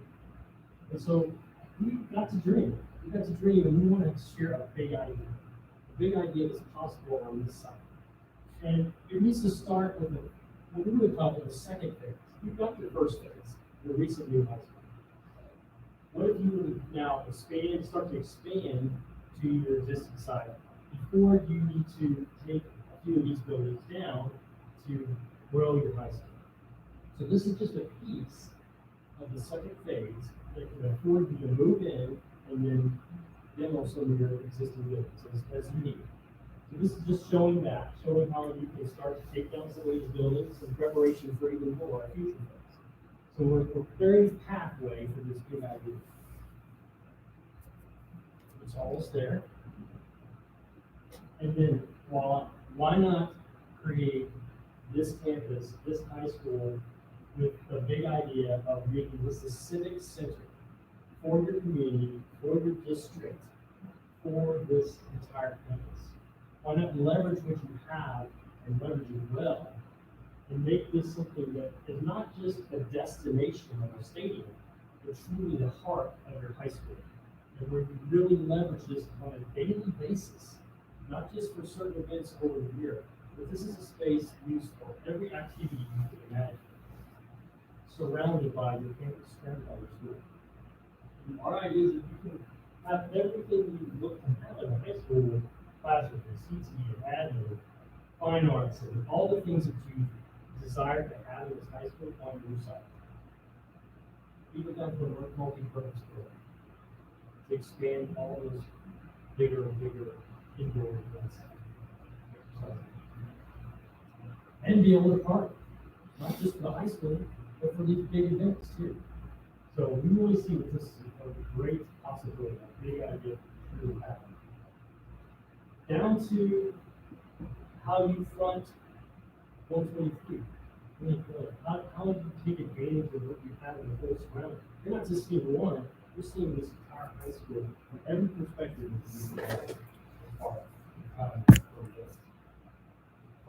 All these things truly becomes a civic building. But what's really even a bigger, broader idea that we started looking at beyond the high school is how do you make this a K-12 campus? How do you make this a comprehensive experience? How do you connect where we are, the intermediate, back to this? How do you leverage every one of these students, staff, administrators, how do they connect with this? How can they use this too? And they're not on their own silos of islands. Really leverage every bit of the property we have. And we envision this very exciting pedestrian pathway that can travel down to get to this. Any one of your students, like a true K-12 building. How do we leverage parking and driving access to deal with some of the challenges we have with the lighting, the parking, the stacking? Get all these cars off the roadway. Parent drop off here at the front, bus drop offs in the back, parking all the way around, access to the center of this, even the fire, and a number of different ways to actually navigate vehicular, pedestrian, all of them. So here's some views of how you can experience that. What's really nice is put some of these facilities right up against this, right close, so that people are traveling to see. This doesn't look civic building. This is my fine arts. This is my arts morning. Placing them in the right place is really good. The blue arrows, the views you'll have from the building. Now, these are just said, we're not going to tell you what you need, but we can bring ideas in terms of being sympathetic and appropriate and matching some of what you already have. Hold on to phase one, build on phase one, just an idea. So this is from the roadway, you're screen that we just showed you, we talked about back in this area. What does it look like when you're on the field, being able to look back at that? And all that can happen here, either through a football event, construction, assembly, any number of things, where this is used all the time, not just reserved. But we know this can happen. We know this can work because we've done this for another community. We've done this for another district. We've done this for another high school. And here are pictures of it, knowing that it can happen, knowing that it can work. This is their phase one that they fell in love with, and now are saying, we want phase two. So we've designed phase two for them, and now they're taking what they did here and wrapping it around and doing the next phase. Yes, it's different than North, but it's similar. They're a one high school, town district. This has become their true civic center. So we want you to know, we know it's happening. We know it's working. We know it's crazy success. This is a little different aesthetic than maybe what y'all have, but it's still, it works for them. This is what they're looking to do, looking to achieve. What we always mention that picture is that that's not a traditional stadium, like a structure that's empty. That's actually a building with smoke roof and seats on it. So it's actually an academic educational facility that actually has seats on the side. So we were able to get all this in one proposition. On council that we were working to try to sell this as all educational, so we didn't have to separate anything out as part of the place. They were obviously stay with the property. And so then we did. Joe's going to share real quick how we make this happen. To share with you what he did and see. So I'm the civil engineer on this project. And one of the reasons that we were brought in was to make an assessment of the existing drainage issues you guys have on site. Quite significant. Every time it rains, you've got areas of pond water. This is kind of, so I guess the white shade blue area is kind of our understanding of where the water currently pond on site. Whereas the dark shade blue is kind of where it's conveyed to the site. It's not good. So part of our evaluation was we came out here, we walked the site, we tried to identify some key areas where some of the problems were stemming from, and then we tried to find a way to plan for a better future. And I think kind of what we came up with after we sent the survey through, and had to actually collect photographic field data, so we could identify where we actually install this infrastructure is. We're looking at doing like a traffic water channel on the back of the project, so you're kind of digging to the ground and then getting lower. And so what that was to do a couple of different things. We're able to lower it where all the plumbing occurred and minimize where it's occurring and localize it to one area of the site. And then also, by lowering it, we were able to dramatically improve the areas of conveyance so that while it's raining, the water is draining through the site, it's going to one localized area, in the back of the parking lot where it's kind of out of sight, out of mind. And then once it stops raining, we would employ pumping operation, basically pump detention on the ground and let it outfall where it's currently right now with CX 2023 and the public. And also, I just want to mention that during this analysis, we kind of did an overall study of the regional growth area and kind of came up with what we could potentially do in the future of the part of this project for a regional solution. And even if that's not feasible, even this design would be able to accommodate that. So that's all I've got at the moment.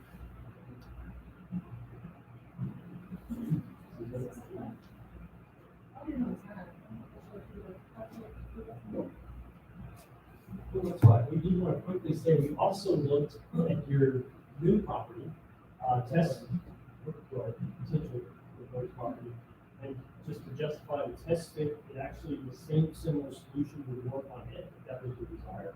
Or if you're looking at a more traditional solution, with that was tested to the size and needs that you're looking for. So, do the exercise of both, so whatever your choice for us, you would end up being either one. How many stories is the design? 2-story. Yes, sir. Okay, I'm not for sure 5 minutes, okay, I'm gonna go fast. First thing I wanna say, just to clarify, to make sure you all understand what's going on with that.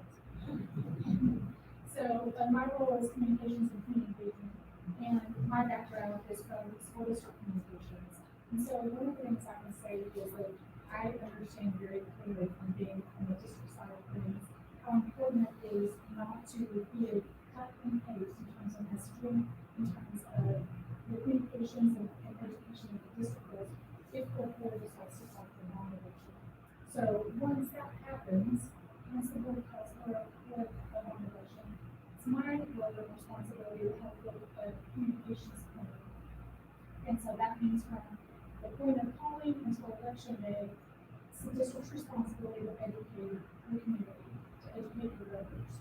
And you probably know this, but districts are not allowed to advocate for them, only educate, only inform, which is a little bit crazy, because that's just softly. So what I do is to help develop the plan, but also all the content, all the materials, work with the district, they review it, edit, but one of them, they include all of it. So trying to tap into the ways that your community prefers and what their expectations are in terms of types of communications. So it's print materials, flyers, mailers, posters, banners, social media content, videos, all of those. It's all of it. And so my job is to help create all of this so that your voters, your community, are educated on the voter goals. And that brings me to the next slide. In order for me to know your voters and your community, I have to know who votes. And so one of the things that I do is from your county, we request through open records request voter guide. So we look to see who votes. But with the district trying to understand your community, we help target the messaging to those folks who vote and vote, so that we have successful conversation. So I'm not sure what time is, I want to make sure we got plenty of time for anything else, but I just wanted you to know, like, I'm the full package service for the community. Well, we're about doing Q&A, but if I could ask for 1 minute, the Q&A is kind of close up, would that be okay? All right, well, this is the efforts that we've put into place since we have been here for the last few months or so. We've made several trips here, spent a lot of time on your side, so we're all going to get familiar with what you have here at this community. And so all we would really like to express tonight is that this is what's possible. These are not solutions that you're agreeing upon, but we'd like to just show you what's possible here. And how can we put all of your expectations together on the side. And we do believe it's possible. If y'all want to dream big here on the side, we think it's okay to do that. And as we dream big and we do something here, we're going to address a lot of the current situations, the challenges that we have here. And that does provide you an opportunity to fix those things. So, so at the end of Q&A, if I could have just a minute or so, I just want to recap on the formal part of this, but if we got questions, we want to ask. Any questions? Well, sir, the outside build, there's an on-site build, design, information, what are we at? Well, I think from the new high school, today you're looking at 24 months. So that's good. There will be an offsite, non-onsite, phase. So in middle high school, I guess I think in today's world, with where the economy is, people are going to have more time. And so I think a 24-month would be about right.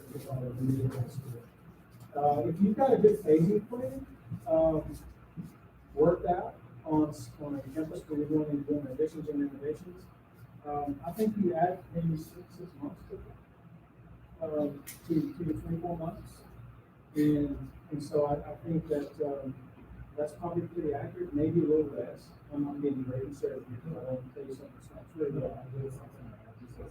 Conrad was just showing you how it does work, because we can build the need first, which is a great advantage. We can build the need first, move the kids over from the current junior high into the new facility, and then we can demo that out. And that's to just demo it all out and then the rest of it. And that would probably take a little while to do, so you would transfer the students over and have some schedule. Well, if you really want to accelerate things, we can accelerate how we go about putting our packaging in terms of steel. There's certain things we can do to accelerate too. So we can get aggressive. We can release drawings early. We can so it's things to get more aggressive. That's industries too. There's a number of things that we have to do. And to do that, Conrad is kind of advocating that you need a contractor on board to kind of work through the documents with them, so that they can be ready to be seen and just we do that all the time, where we can do it so these packages started to do that in the time. There's a lot of stuff. There's that good CMR that did a site package. Just jumpstarts the progress, but what it also does is at least the contractor comes along to understand the challenges of the site, the design, the timeline, the phasing. We really need to work that out. We need to kind of come into it. So you really get a sense as we design how that phasing will work and be hitting every milestone. And then the other thing I'd like to say is, in our firm, we have a construction services department. We have people who used to be contractors. Up until recently, in Skanska, Marty Massey's our director, was in almost 4 years. So we have a lot of ties to the construction industry that really helps us understand. We can bounce those kind of questions off of our team early. We didn't have CMR, but CMR really brings a whole new thing into the equation. And then also, like I said, it can take 24 months to build a building, but then again, how successful that phasing plan is with the demo and everything, we probably stick pretty close to 24 months. So, the other thing that they want us to do is they walk through us with the design and listen to you and listen to us and see what we're on and give us more time. They're going to understand that market better than anything. And the market is changing, so it's a good place to have. It's good to get real kind of getting back to policy. We want to make all the changes all the way in design. And so having that relationship with the contractor, we balance our budget with the scope that we have proposed.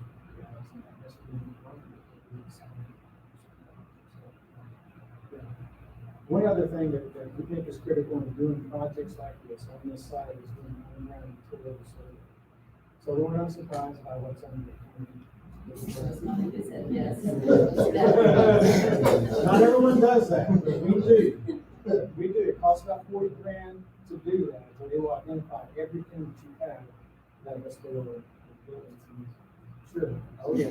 And there's not one person here who can identify who they've been in this for 60 years doing this something. So we don't rely on that. I think those underground utility surveys keep us out of trouble.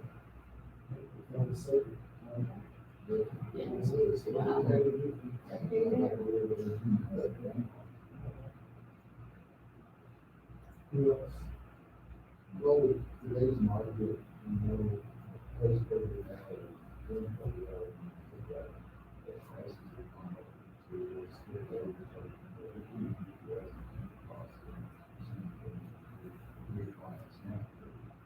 Well, what we do is, what I was saying, we watch that estimate as we design. So we don't design and then say, okay, let's take a look at what it costs. On day one, we scope the budget analysis.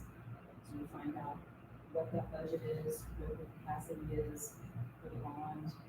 We work with you all to decide what the size of that school should be, so that when we go in, we know the square footage, and then the bidding, and then we start doing those estimates of 50%, 100%, even in conceptual design.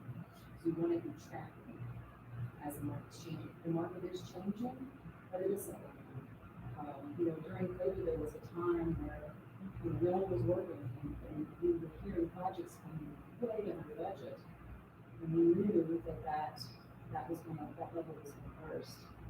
And now that the economy is starting to recover and people are out and about and jobs are moving, and we're always moving, more jobs are being big, more jobs are going, that demand's going to go way up. So we have to work with y'all to make sure that we're good stewards of the funds, and that we're putting the money where it needs to be and not understanding where it doesn't. So the conversation we're having, and we're now having, in terms of examples, steel is an issue, joists are an issue. So with the engineering or other recently, the beams to the joists.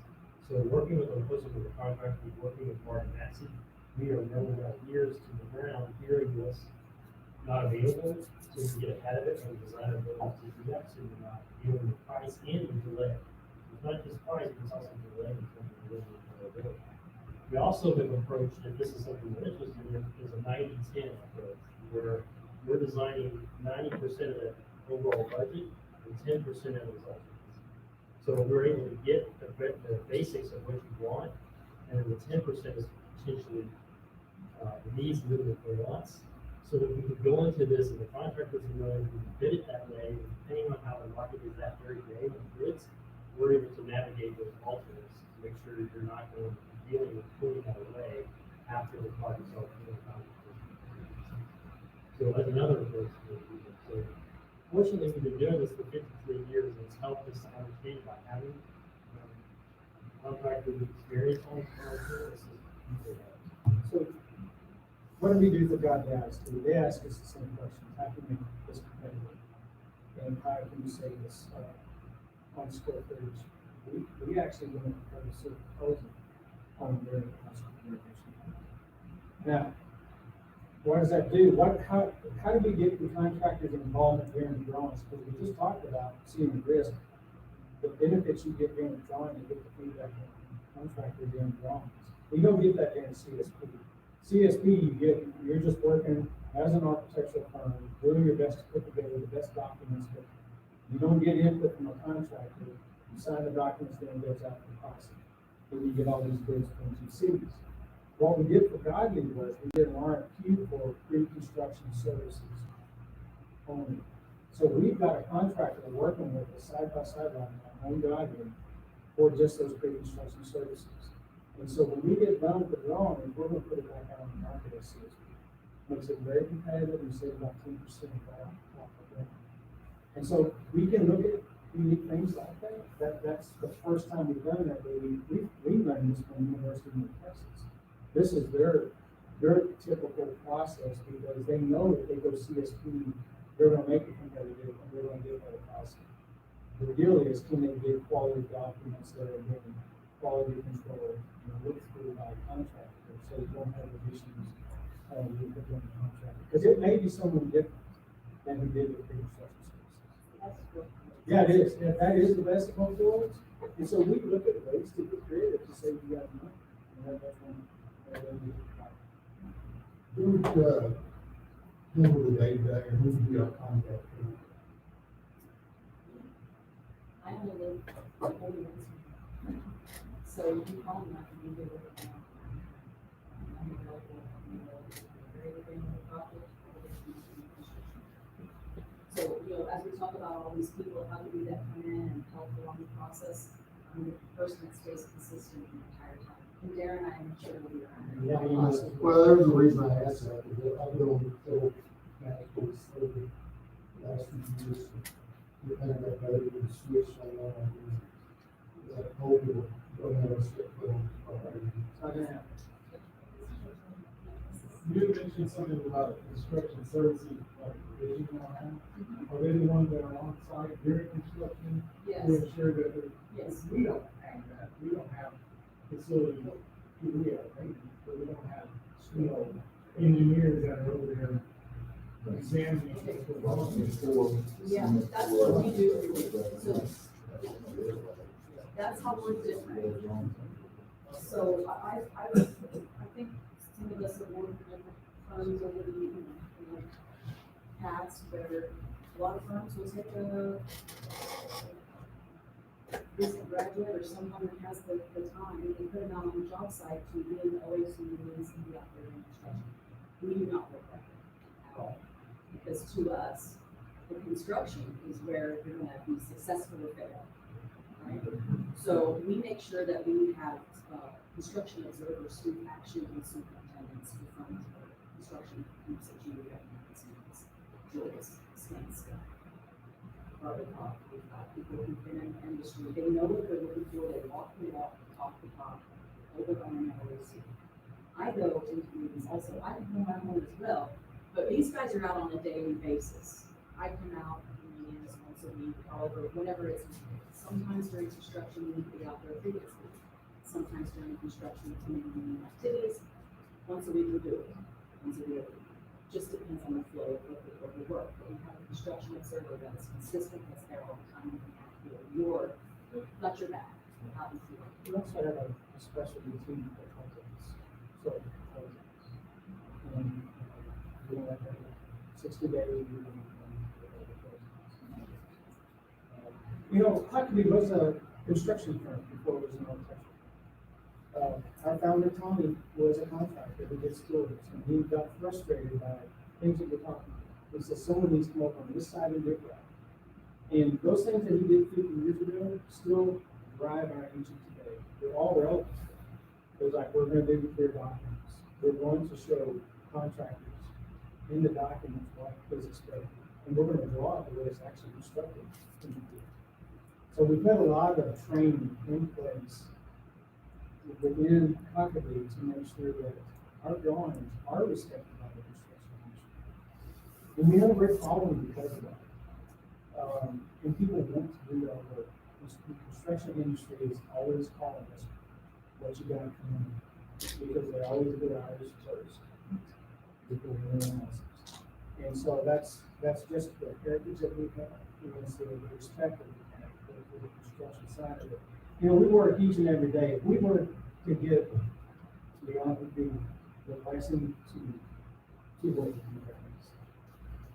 it's each and every day that we get up to earn that much time. We haven't won anything. We haven't got anything. This is the but we also understand we're not going to get the next project. So we know if we fail there, we're done. And we can't. It's also, look at what we have selected to do. We're all in an education. Every superintendent in the state knows who we are. And guess what? They go to conferences. We all know each other. One bad reference can kill us. So we can't have it. Because public education is what we're doing. If we're going to be in doing this, we have to have solid references. We've been in Georgetown for 25 years. Liberty Hill, we've been in Liberty Hill since they first hired us in 2008. And that's what we're after. We're after this marriage, this long relationship. And it matters what you guys think of us. Our lives are in it. All right, we'll give you your minute to kind of wrap it all up. I think you did it. Oh, good. I figured you were wrapping it up. I just wanted to Well, those are great questions, and you guys have been awesome. I do want to say that I'm going to go off with, some things that I see in the news. So don't be afraid to do it. Well, we have the Lex Labs in Waco. Let's store that. We have, it's all the Lex Labs. It's where we get our clients outside their community to go to Waco, to play. It's where we do our learning environment experiments to find out what really touches a kid, writing pages, natural lighting, so that we can do all this on our own money to experiment to find out what really is making a difference for students in the classroom. And then we share that later. But we also use this facility to get districts to go there to dream big. Without any constraint, an opportunity to talk to your senior clients, an opportunity to talk to your community leaders, and an opportunity to talk to your teachers. You'd be amazed how people just think differently by just getting outside their dream big. And they start to dream. And you'll really start to discover what matters, what really matters. Why are the kids asking for you? That we ask them? And we'll find out these, for the first time, trustees are asking a senior, what did we do right? What did we do wrong? How can we improve? And they're floored by that community. Leaders in the community that are taxpayers, what are their expectations of the district, and what would they like to see? 15, 20. Everybody knows you guys are going to explode. Right? How are you going to respond to that? You're gonna learn about more from your community about what those people are going to expect from you. Because the bottom line is, what's it going to do? It's going to help us create the plan that works for you. And it's going to help us put the right plan out there in front of voters. And if you put the right plan out there, you are going to move mountains. And there's so many reasons to vote no, you know, when you get in, no one wants to raise their taxes. But if you put the right plan, and there's a purpose behind it, whether or not you can believe in it, we're willing to fight for it. It's something to fight for. And they'll go 100% in. And I'm taking this from the tag on the email, but you know, I read that stuff and it has to do with what we're doing at the around is how do we work with our communities and changing the DNA. We've seen communities change. It's inspiring to see what's been done out there. And excellence is can be achieved. You know. So we offer that. We'd like to get you out of here, take you to the next labs and to think, if that's not something you want to do, that's fine, but we have those facilities available and we're ready to go. We're ready to go. And we really want your trust moving forward and we want you guys to practice. Appreciate your coming in tonight. Thank you so much. Thank you.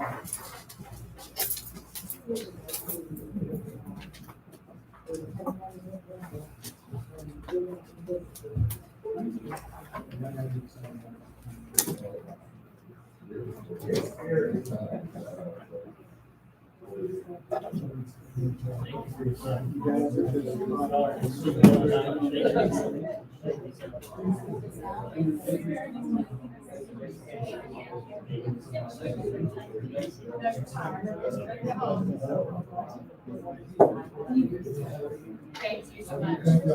Thanks. Thank you. Thank you very much. Thank you, ma'am. Really appreciate it. Well done. Now it's been a long day.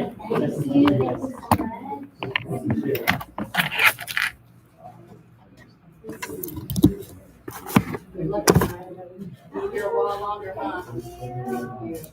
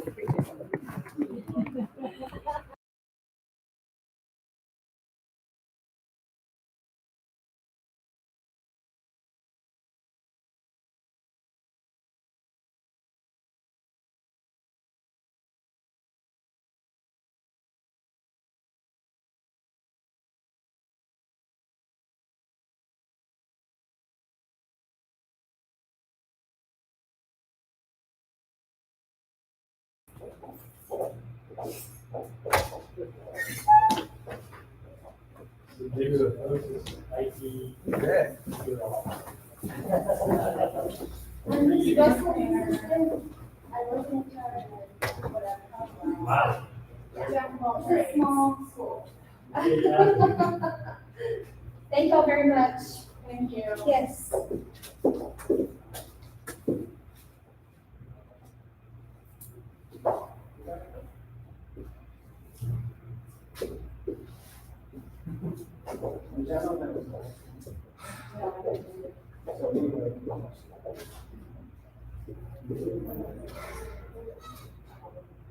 I just gotta have some more.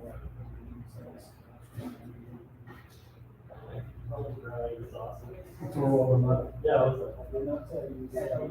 let's prepare if they have any questions. No, I shared it with you, right? Yeah, this is.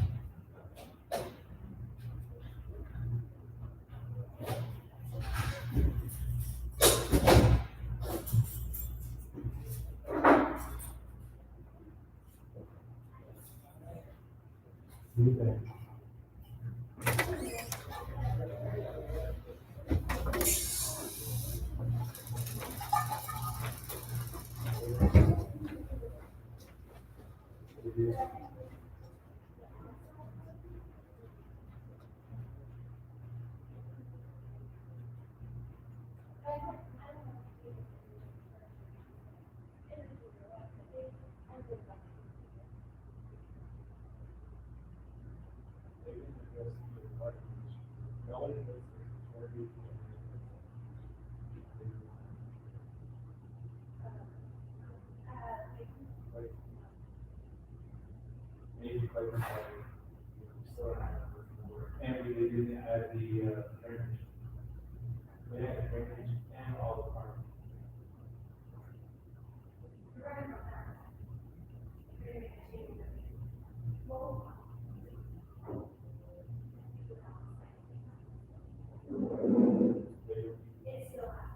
Well, if that's the challenge that we're gonna have.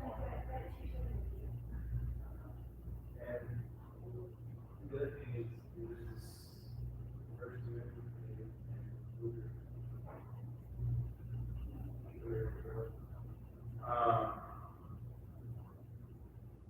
it is a very.